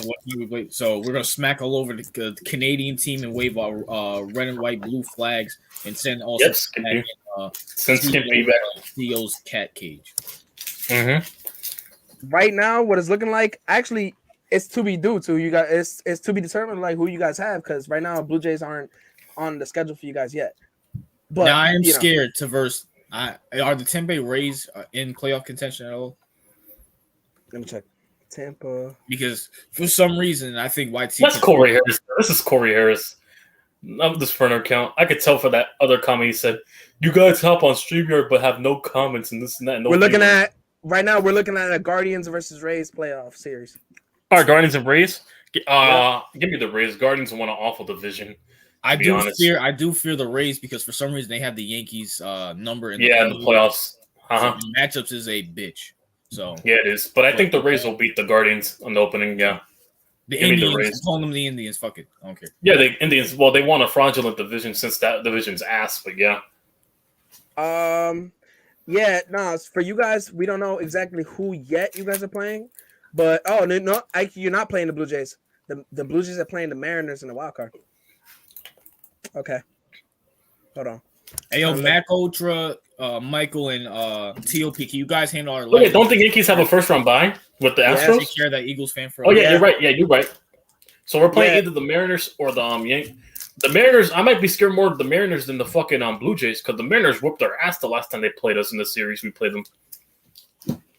That might be a problem. The Mariners. For the Mets, we play in the wild card. We play the Padres, so pretty easy for us. I think that we'll be all right. I thought we were playing the Cardinals, but the Cardinals play the Phillies. What you guys got? Cardinals and Phillies. Give me the Give me Cardinals. I wouldn't be surprised if the Phillies won, but give me the Cardinals. Yeah. Nah, I'm taking the Cardinals, bro. Fuck anything. Yeah, Phillies, Cardinals over Phillies. Yeah, exactly. Listen, fuck anything. But yeah, I'm gonna take Mike Trout on the fucking Albert Pujols, and I forgot Mike Trout, my dumbass. I keep confusing Mike Trout and Albert Pujols for some reason, but whatever. Yeah, Pujols. Hey, Mac Ultra, what's popping? Mac Ultra in the building. What's going on? What up, Mac? Listen, we got the Rays and the Guardians. So you got the Rays. I got Rays. The Rays. Mariners, Blue Jays. What you guys taking there? Give me the Blue. I'll take the Blue Jays slightly, but yeah. I'll take the Blue Jays. Yeah. Get the Mariners. I'll take the Mariners. And then you got Mets, Padres. Y'all some haters. Y'all some haters. You say the Padres. I mean, being realistic, I think the Mets will win that series. Yeah. All right. Cool. Yeah. I'll be realistic. The Mets, even though fuck the Mets. Yeah, I can't wait to see I can't wait to win the World Series this year. As far as like, how confident you guys are for this playoffs anyway? I'm really confident. We have a good bullpen. I believe our bullpen's gonna get us through this shit. And Aaron Judge is on fire. I like how Aaron Judge is hot. I like our pitching now. It's a lot better. Yeah, and I love our late hitting with Trevino and Connor Falefa and them other dudes, Rizzo and them others. I love our lineup. And also batter. And also, Oswaldo Cabrera's been on fire for us as of late. Oswaldo Cabrera, yeah. Yeah, but how do you guys feel going against like the Astros? I mean, when it comes, it's going to be hard because both our bullpens are really good, and their bullpen is one of the best in the league. So it's going to be hard playing against them because their bullpen has our number for some reason. The last time we played them, we split the series, but their bullpen has a number against us. Yeah. Yeah, no, for sure. It's a little. I'm gonna take the Yankees. I mean, I hate the fucking Astros. I mean, if you like the Astros, you're probably the problem. I mean, it's that simple. It's gonna go. I think it'll be a close series, though. It'll be like go to the final game. Mets got a tougher road because I mean, we either got to get past the Braves or the Dodgers, and the Braves won they won the National League. Yeah, the Braves. Honestly, man, like even I forgot who on the team said it, but even the team said it. Like, yo, we shouldn't have lost. We shouldn't have lost. We shouldn't have lost to the Braves. But they have a good bullpen too. They have a decent bullpen with Max Fried and Charlie Morton and other. Yeah, Atlanta Braves are actually doing pretty good. I'm more scared of the Braves than the Dodgers. I don't think the Dodgers. You guys, all that. But the first matchup is I think between you guys. It'll be what's their first game though? The Braves. I think they have a bye. Yeah, they have a bye. Oh, okay. And the Dodgers have a bye. So. Yeah, we got a bye along with the Astros. So yeah. We might see. Listen, I'm more scared of the Braves than the Dodgers. I'm not that scared of the Dodgers. I mean, yeah, Dodgers are overrated. Dodgers always do this. They look so tough towards the end. They're a regular season team. Yeah, but the Braves, on the other hand, the Braves. You guys are with the Lakers. The Braves are a problem. You guys want a bubble championship, Dodgers. Ain't nobody. Yeah. 2020. But yeah, the Braves are a problem. Yeah, that's gonna be. Imagine if we see the Yankees and the Braves. That's gonna be a scary for the World Series. If we see that, if we have to play the Braves against their bullpen. And they're hitting, so yeah. Listen, honestly, man, the Braves kind of scared the shit out of me just because they look like they got our number. But hey, that's regular season. Now we're going into the playoffs. I'm actually excited for MLB playoffs though, because that's the only time I really care. That's the only time I really care about baseball. I care anything after the All-Star break. Really, that's basically it. Yeah, everything after the All-Star break, I care. Who's your sleepers for these playoffs? Playoffs on the wild card, I would say the Cardinals. I also would say the Rays. They're all sleepers. Cardinals and the Rays, yeah. Cardinals and Rays. I'd probably say Cardinals, to be honest. I mean, the Cardinals are not. But can I break some news right now? What's up? It's video game news, but it's very important news right now. Fuck it, whatever. Okay. Call of Duty says in 2025 they will the Advanced Warfare sequels will be coming out. I don't know how to feel about that. I don't know how to feel about that. Advanced Warfare was the god-awful game that came out about, 2015? Yeah, 2015, 16, around there. Yeah. Exactly, yeah. And they decided to bring it back out. I mean, it's crazy. It did bring us one of the best memes. Press F to pay respects. Yeah, F to pay respects. I'll give Call of Duty this credit. That sequel came out before GTA 6, so. Yeah. And I also give credit because I heard they're going to do a series on the Iraqi wars. After 9/11, they're doing a game based on it. So I can't wait to play that game. Oh, I might have to buy that. Hey, Jonathan, what's popping, Jonathan? What's up, John? Iraq wars after 9/11.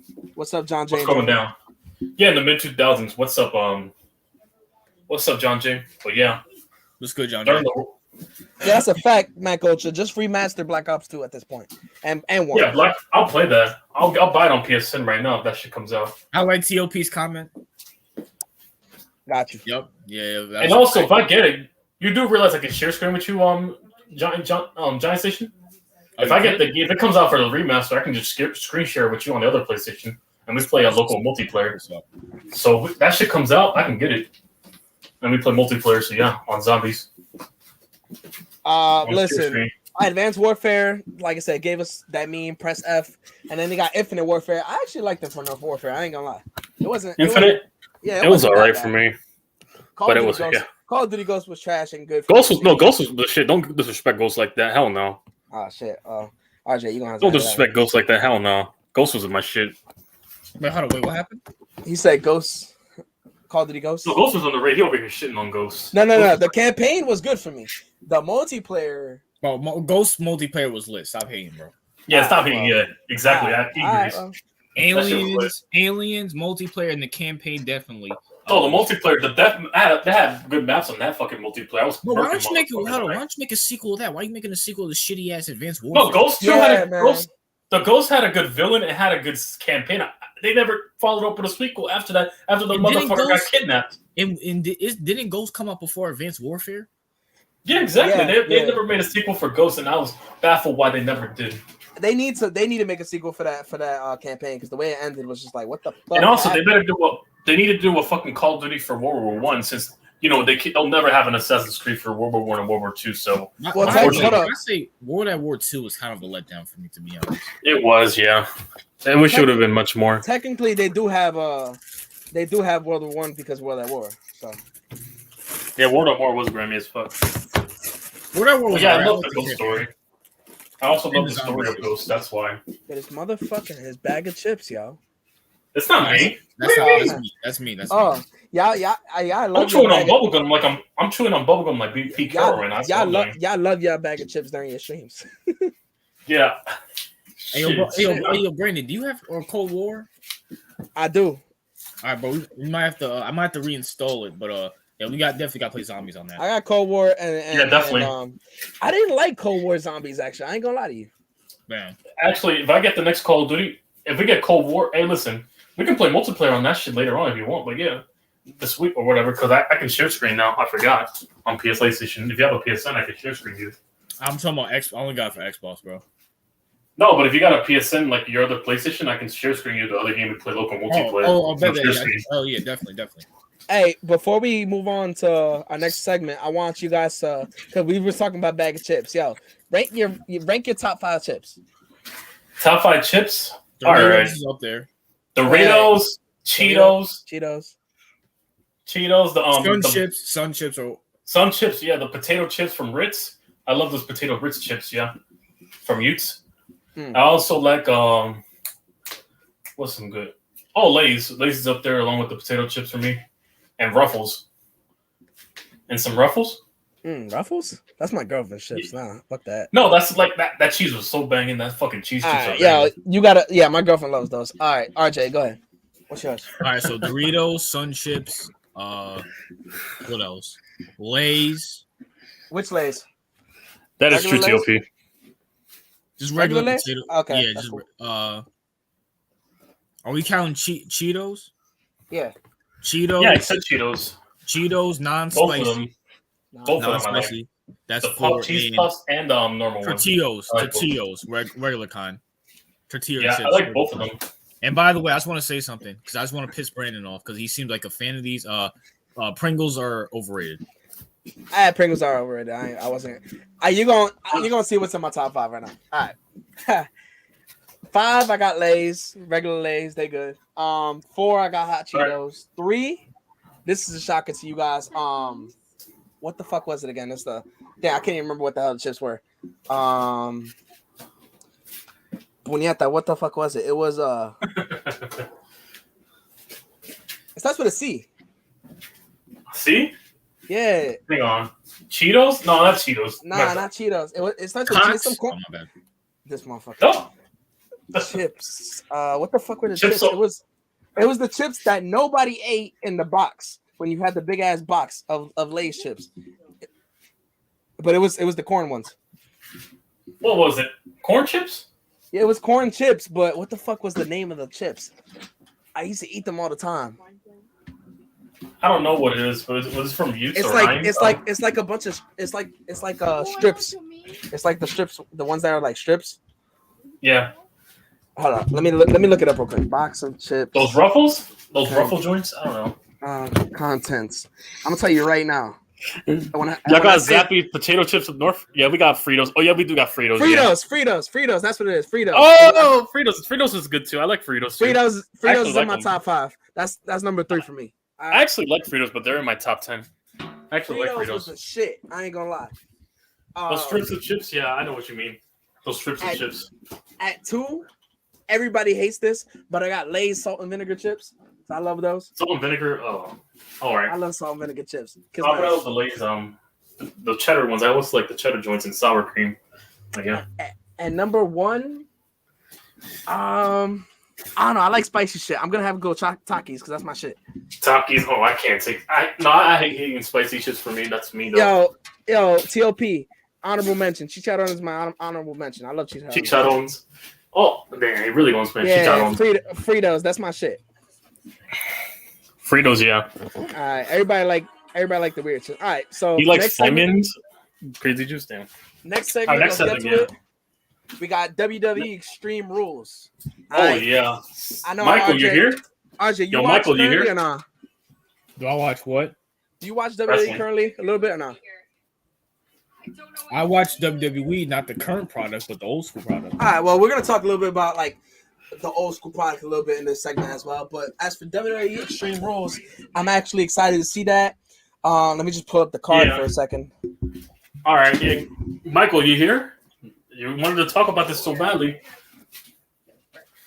Hey, Michael, if you want to talk, Let me DM him. Yeah, DM the link. I would put it in the comments, but I don't want a bunch of people coming in because we're doing it by segment and shit. So, Michael, we can DM you the link because I know you want to talk about wrestling. But we got Extreme Rules this week, this Sunday. I'll go ahead and DM him. Yeah, DM the card, the shit. I'll DM him the link so you can hop on. Yeah. 2 seconds. Let me find the card. Yeah, pull it up while I go DM him, so we can get him on here. Right, I just want to, while we have this little dead time, I just want to say I whooped Brandon in some Call of Duty yesterday. You know, fuck you. All right, you got lucky. You know what I'm saying? Brandon up was by like 10. I had a minute left. I melee killed him and it shot him. What? Up by 10? You know what I'm talking about? Yo, he exaggerating heavy right now. He was up by 4. I came. Oh, Michael's here. Michael, hang on. All right, Michael. Oh, Michael's here. No, he's not in the panel, but I gotta give him the link. Michael, check your DMs. Michael, check your DMs. It's a school night, y'all. But it's 9 o'clock. Well, now it's gonna be for him a school night. Nice. He's on right now. All right. So first match, we got Liv Morgan versus Ronda Rousey for the championship. I don't care about women matches too much in wrestling because they've been ass lately. But yeah, I do want to see what's gonna happen with this storyline. I think Liv Morgan keeps it over Ronda Rousey. I don't think she takes it again. I'm tired of having Ronda Rousey as champion. I'm tired of having Ronda Rousey as champion. I mean, she's getting boring as fuck. That is true. Yeah. She was the shit in UFC, and she was the shit when she started wrestling, but now it's like trash. She's the only one I know in this match. So. Bianca Belair versus Bayley. I know Michael's gonna choose Bayley, but we got Seth Rollins versus. We got Seth Rollins versus Bayley. Matt Riddle. Seth Rollins versus Matt Riddle in a fight. Give me Rollins. Give me Seth Dildo Rollins. I don't know what the hell is gonna happen because Seth Rollins has been they've been having Seth Rollins lately whoop on Riddle. Matt Riddle should win this fight, but I don't know if at the same time, I don't know. I feel like I know Daniel Cormier is gonna be the special guest referee. Give me Seth Rollins.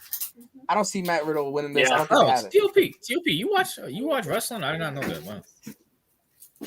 Yeah, I keep in track. I don't watch every week for me either. Really we was gonna. Hey, John Jay, no shit, it's scripted. All right, we're not. Michael's backstage. I see him now. Michael was popping. It's cracking. What's cracking, Michael? You already know. So, Michael, before we talk about your mans, we gonna go down the card real quick and talk about what's the match. Yeah, we're running down the card. Are we gonna talk about possibly where the White Rabbit? Yeah. But let's run down the card first, and then I'll let you talk about that. All right. So we got Drew McIntyre versus Karrion Kross. I know that TLP said Drew can't lose this match, but give me Kross. Give me Kross, yeah. I'll take Karrion Kross. Normally, if this was Vince McMahon, I would say this would end in a no contest. But since it's a strap match and anything goes, I think I have to give this one to Kross. Give me Drew McIntyre, man. Drew McIntyre, the sweet trip. Screw the mountain top. And give me Drew McIntyre to win this match. He said that he wants Drew McIntyre to win the match. Speaking of somebody from the same area, give or take, not too far, we got Edge versus Finn Balor in an I Quit match. I love it. This pay-per-view. Give me Finn Balor. Yeah, it is. Give me Finn Balor. I think I'm going with Edge. I can't see Judgment Day. I can't see Edge. I Quit match. Edge losing an I Quit match. Give me Edge. Fuck Finn Balor. Give me Edge. I don't think Edge is gonna. They're gonna have him lose an I Quit. I'm only the one taking Finn Balor since he's in the fucking stable with Judgment Day. Edge, they're trying to get rid of that stupid music you have, bro. So I think this is how it's gonna go down. I think the Judgment Day gets involved in this match, but I think AJ Styles comes out. And there's a possible. I've been hearing rumors that AJ Styles might be joining Judgment Day. I don't know if those rumors are true, but it could be one of those things where AJ Styles turns heel, and then Edge goes in circles. I wouldn't also be surprised if Dominic interferes and Rey Mysterio's bitch ass. Yeah, they turn on his son. Yeah, Rey Mysterio. Dominic gets involved. Edge beats the living shit out of him. Rey Mysterio tries to beg Edge for not doing it, and that could possibly that's probably one of the cost him the match. Yeah. Listen, Rey Mysterio, man. Fuck Dominic, all right? That's not even your son. That's Eddie's son. That's Eddie's son. Yeah, that's a fact. Eddie's a real father. They look the same and everything. All right, we got also Eddie. Eddie and Flex to fucking Rhea Ripley. That's fucking Eddie and China 2.0 right there. The way they looking. That's a fact. Yeah. So we got Imperium versus Brawling Brutes. Imperium with Gunther, Ludwig Kaiser.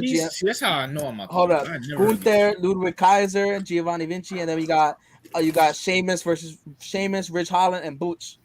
And give me Sheamus. Donnie Brooklyn. Give me Sheamus. Oh, I remember that dude. It's a shameful thing. A careless man who could wind up dead. Yeah, give me the Brutes. Give me Sheamus. Yeah, and the Brutes. Yeah. Going with that Imperium. Gunther. You know, Imperium. Wait, hold on. You got Imperium? You got Imperium, Mikey? Yeah, I got it. He has the Ring General winning this match. Hey, I love what they're doing with those two, though. I'm fucking with it hard.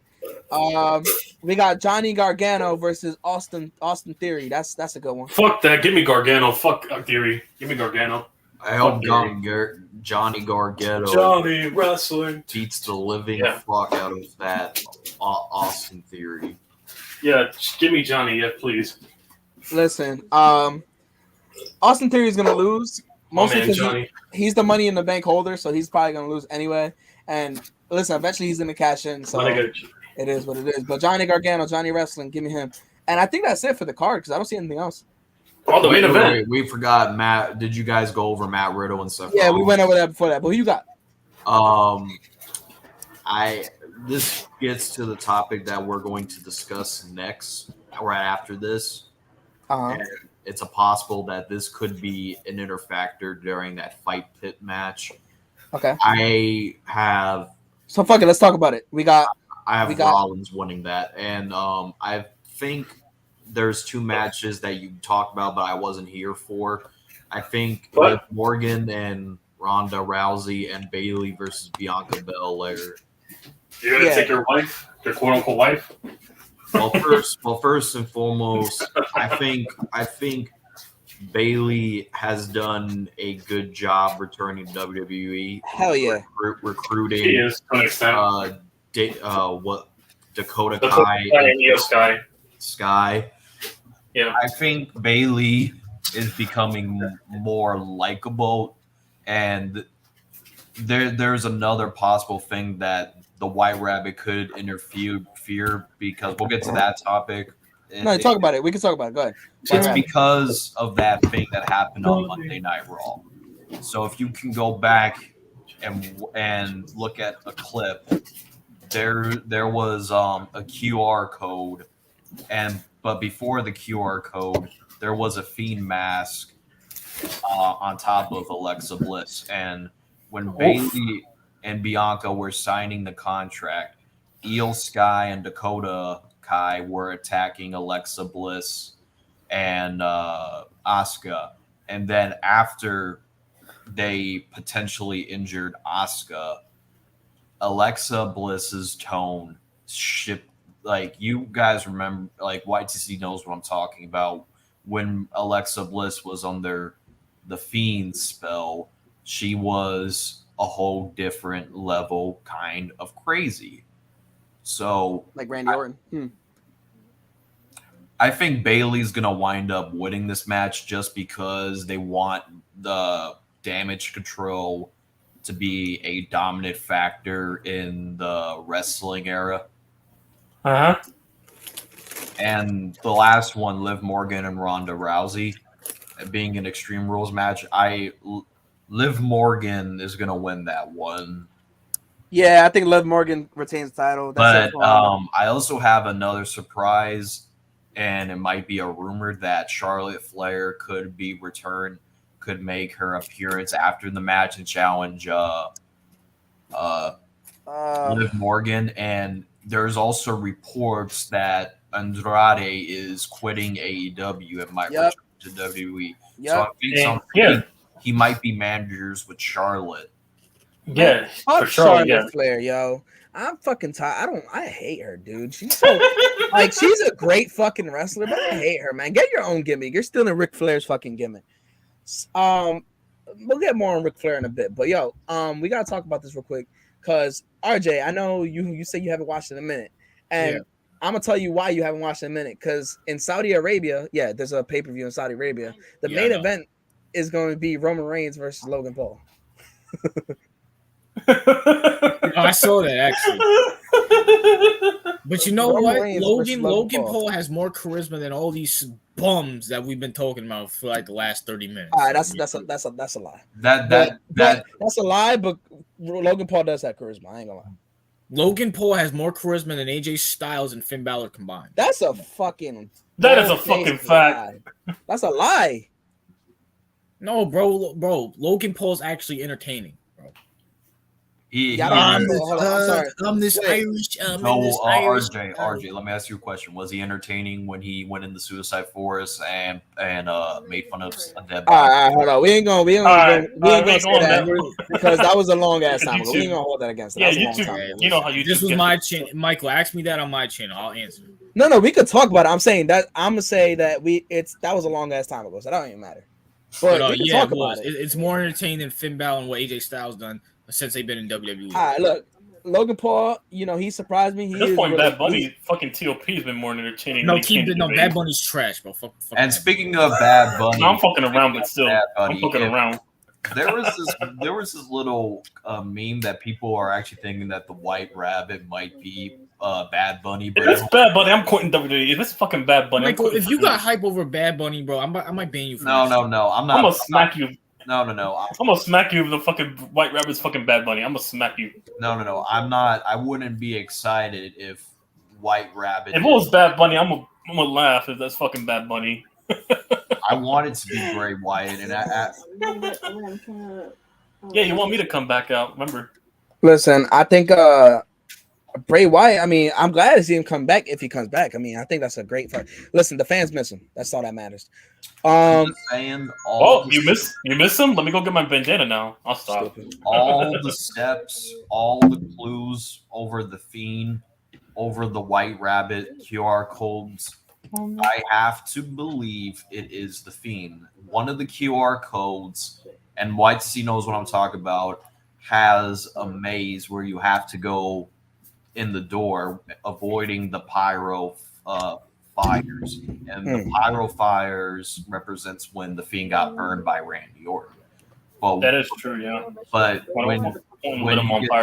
when you get to the door, that represents him letting the rabbit in.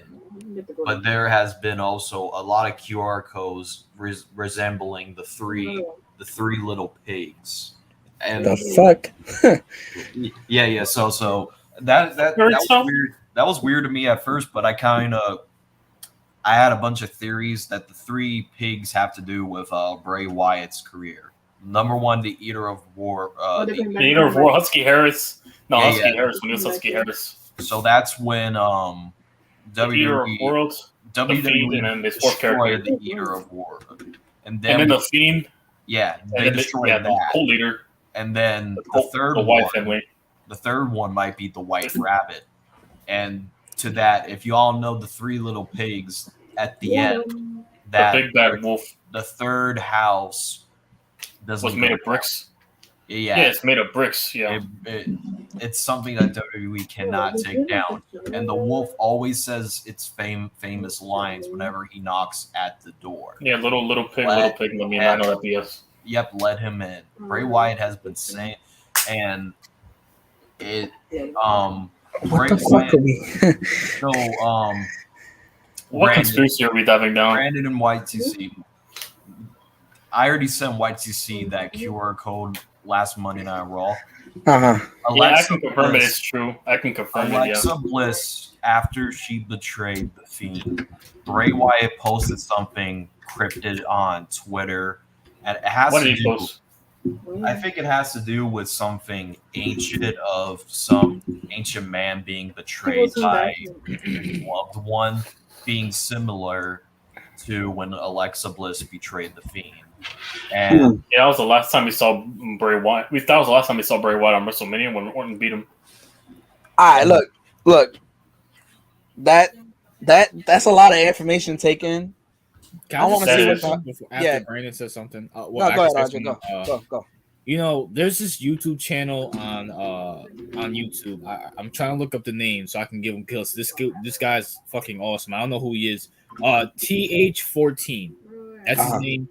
TH14 does story. He goes back and he does like old wrestling stuff. So he says the story of John Cena versus Kurt Angle, and he goes back all the way. The story begins all the way to the pay-per-view, right? I was literally watching this on Monday, watching how John Cena and Kurt Angle were making fun of each other's. Kurt Angle called John Cena fucking thug and said, hey, Kurt, I know you like to attack men from behind, so I'm going to turn around. They started brawling in the ring. And this was back in like 2005. We're in the year 2022, and we're talking about White Rabbits, the Three Little Pigs, and all the bullshit. All right. So let's get into that then. So, Michael, I'm not coming at you. I'm just showing how far the product has gone from like the last couple of decades. I understand that, but the product's been down ever since Benoit and Eddie died. When it comes to crystal shit. Cryptid. Yeah, with cryptid shit, that's the shit that comes out of it. Like the Three Little Pigs. And before you say anything, there was a clip of pigs getting slaughtered. Oh shit! And always, what's the film where you're watching? Yeah, Michael be watching crazy shit. Always said in his Eater of Worlds, lands to the slaughter. All right, look. So we're gonna see how that goes in Extreme Rules. I want to talk about this before we hit the 2-hour mark. When we hit the 2-hour mark, we're going another short break. Michael, I'm gonna take you out after that because this last segment is gonna be us three or whatever. But we're gonna talk about this real quick before we do that. Since RJ knows about old wrestling, and I did want to talk about the WWE GOAT. Everybody, drop your GOATs. Who's your GOAT? Who's your WWE? Undertaker. You got Undertaker, RJ. Who you got? Let me go last. All right, Michael, you go. I'll go with CM Punk. Ooh, okay. I got Stone Cold Steve Austin. RJ, who you got? I gotta go with him. John Cena. All right. I respect that. I respect that.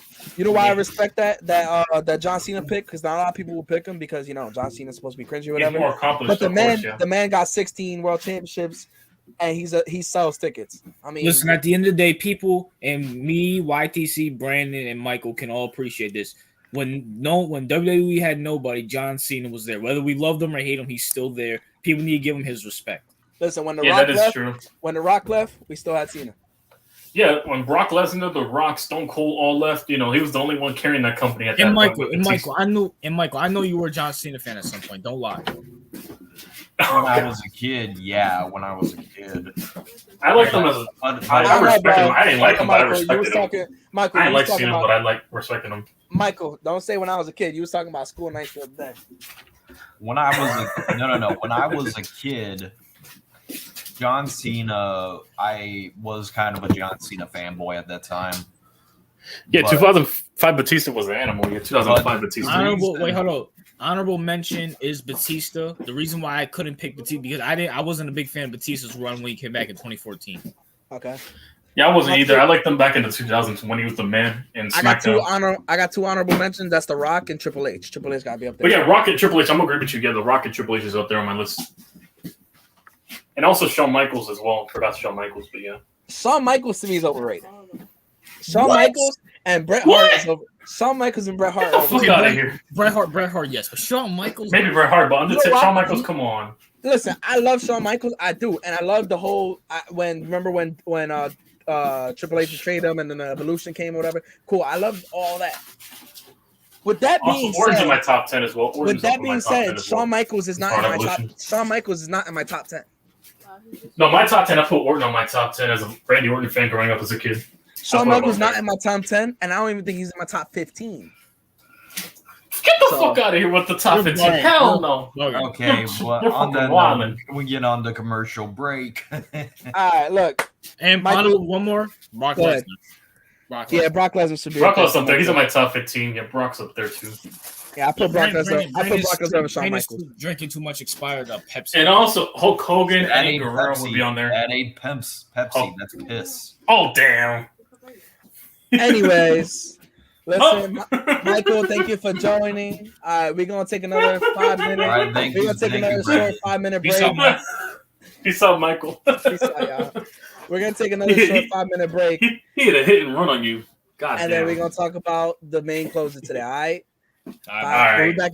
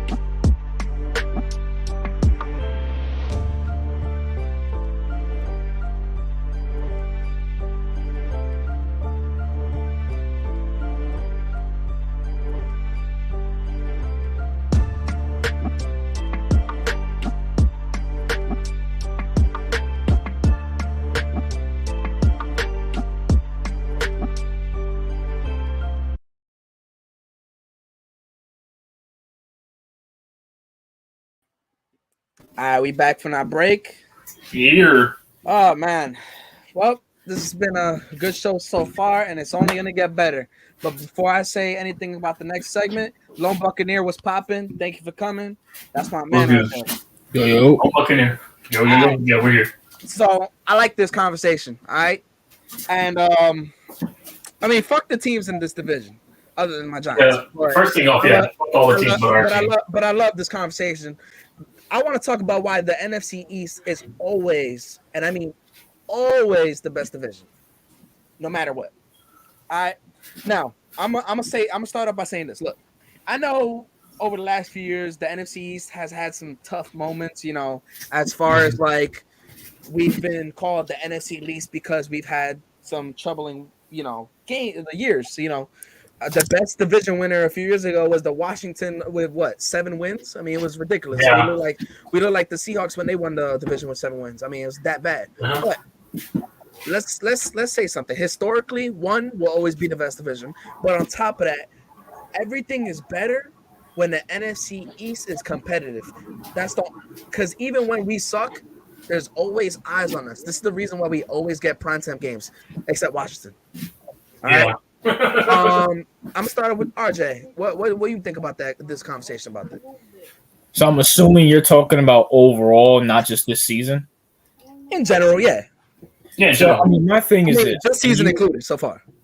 When you think of the history of every single division, the NFC East has the best history. Now, before I was going to say fuck Washington, fuck the Cowboys, and fuck Philly. Y'all ain't shit. Yeah. And let's go Giants. But I will say this. When you think of the most historical franchises, you think of the Dallas Cowboys and the New York Giants.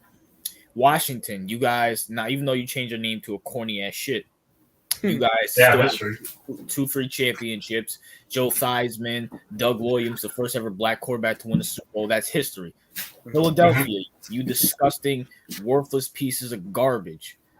You guys won a Super Bowl. It hurts me to say that, but you know what? You guys did it. You guys did it in the fashion that you guys did it. I give you respect, and also you guys made our division the best by winning the Super Bowl and making us the only division to have. Division to all have, of everybody to have a ring. Yeah, have a ring. So I give you guys respect for that.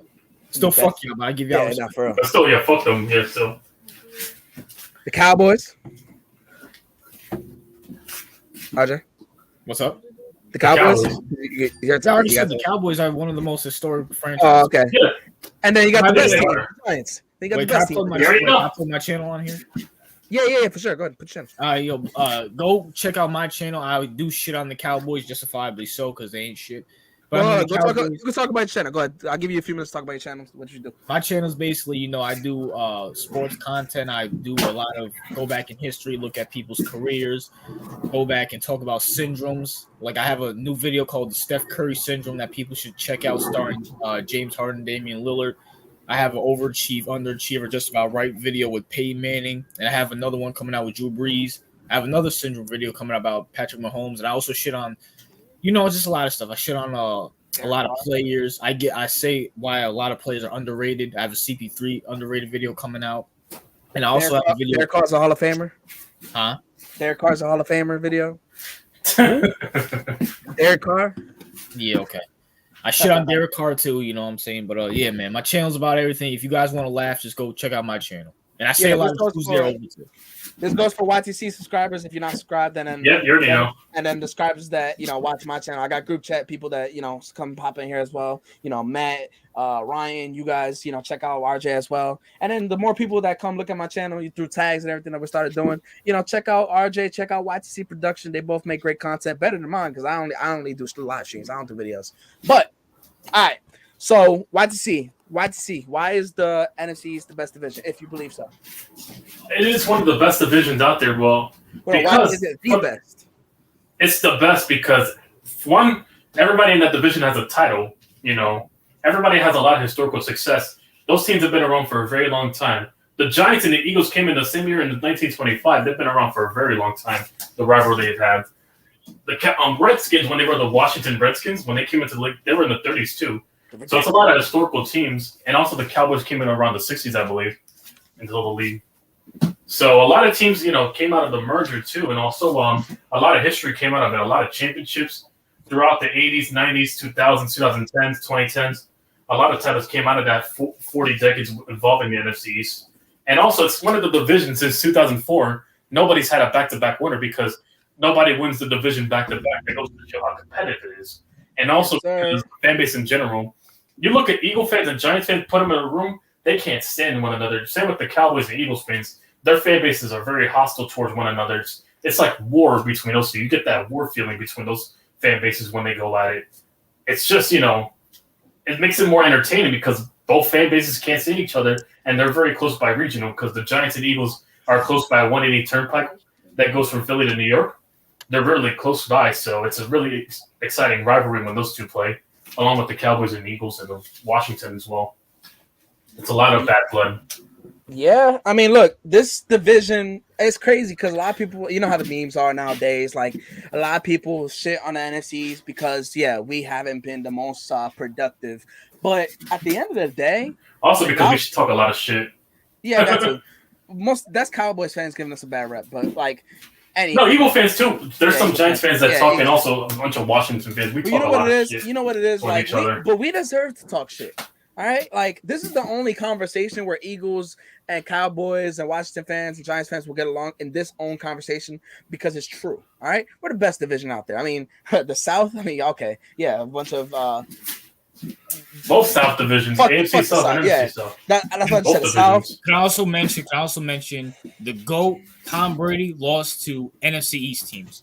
Yep, twice to the New York Football Giants, and once to the Pigeons. Once to the Eagles, yeah. Unfortunately, the Eagles, but it is what it is. Yeah. But like I said, this division will always be the best. Now, what I do want to say, and I said it last stream, this goes for the Cowboys fans in the comments. James West, if you come back later, y'all haven't seen one of these in a minute. All right, look, you haven't seen this shit in a minute. Nice, shiny Lombardi. Yeah, I mean, James West, I don't think you ever seen this in your lifetime. I mean. Wow. Yeah, I never seen that. It's been since 95, all right? You peaked in the 90s. But like I said, at least they got 5 of them. You look at teams like look at the West, that they always say, oh yeah, the NFC West is the best division. The Seahawks, the Cardinals, the Niners. Yeah, because they're the flashier division because of offensive. It's an offensive minded league. Yeah, the Niners and the Rams. All right, the Rams, they had the greatest show on turf at one time. That was a long time ago. And they managed to get a ring last year. Fine. Seahawks got 1 ring because of the Legion of Boom. Cardinals haven't done shit. Cardinals are the oldest team in the NFL and never seen a fucking ring. Matter of fact, the Cardinals are more poverty than the Jets because at least the Jets have a ring. And then you got the Niners, same thing like the Cowboys fans. You guys haven't seen one of these since 90s. So that simple. Anything else you guys want to talk about before we wrap up here? Because not really. Not off the top of my head, no. I mean, wait, hold on. Will there be Knicks? Will you be doing the Knicks coverage and basketball talk when basketball? For sure. Let's talk about a little bit basketball. You know what? Definitely. That's one thing we forgot to talk about today. We didn't talk about basketball. Well, let's talk on that now and wrap it up so we can wrap it on basketball. So we'll go back to sports one for a second. So basketball is back, baby. Like I said, I'm definitely gonna do baseball and basketball content because obviously, sports fans talk about all things sports. I mean, when hockey comes, I'll talk about that shit too. I got a conversation for you guys. I can talk with you on that, but yeah. What do you guys think of Ben Simmons' return? Should be interesting. He's 2 years removed, I believe, after he hit he smoked a layup in the playoffs, I believe. He's coming off 2 years removed. Yeah. Yep. Let's see him in the regular before anything. Let's see him in the regular season because we already know he might be in his feelings and say, yeah, I'm depressed again, and then not play a game, or his back might hurt, or his pussy might hurt from from sleeping on the wrong side of the bed. Like this dude, fucking ridiculous. Yeah. As far as the Knicks goes, Jalen Brunson didn't look too bad in preseason. I mean, it's all preseason at the end of the day, but I'm glad. Yo, you know who's a sleeper though? Sleeper, look at Jamal Murray, man. Jamal Murray. Yeah, he's been looking really nice, Jamal Murray. As for the Knicks, Emmanuel quickly had a good game as well against that off the bench. 13 points off the bench. The Suns had an embarrassing ass loss to the 36ers. Their starters against the 36ers. That's sad. It goes to show you that their bench is alpha. Or that's the case, yeah. It don't matter. It don't matter. That the 36ers. I mean, it's ridiculous. Yeah. But, all right. Well, yeah. That's all we got for today. I mean, like I said, I want to thank YTC, my co-host. Obviously, by the way, me. hot take. I got a hot take. RJ Barrett will be an all-star for the small forward position. Oh hell yeah, for sure. Hell yeah. Oh hell yeah. No, yeah, for sure. I mean, I got RJ Barrett doing great this year. I mean, that's not a debate. Yeah, he's gonna definitely prove he's the leader of the team. Yeah, for sure. So yeah, like I said, I want to thank YTC, my co-host, for joining me on this podcast for the last 7 weeks. RJ, thank you for joining as well. And check out both of their channels. Subscribe, subs only, and then we out of here. So, yep. I'll see you guys next week. YTC out. Peace out.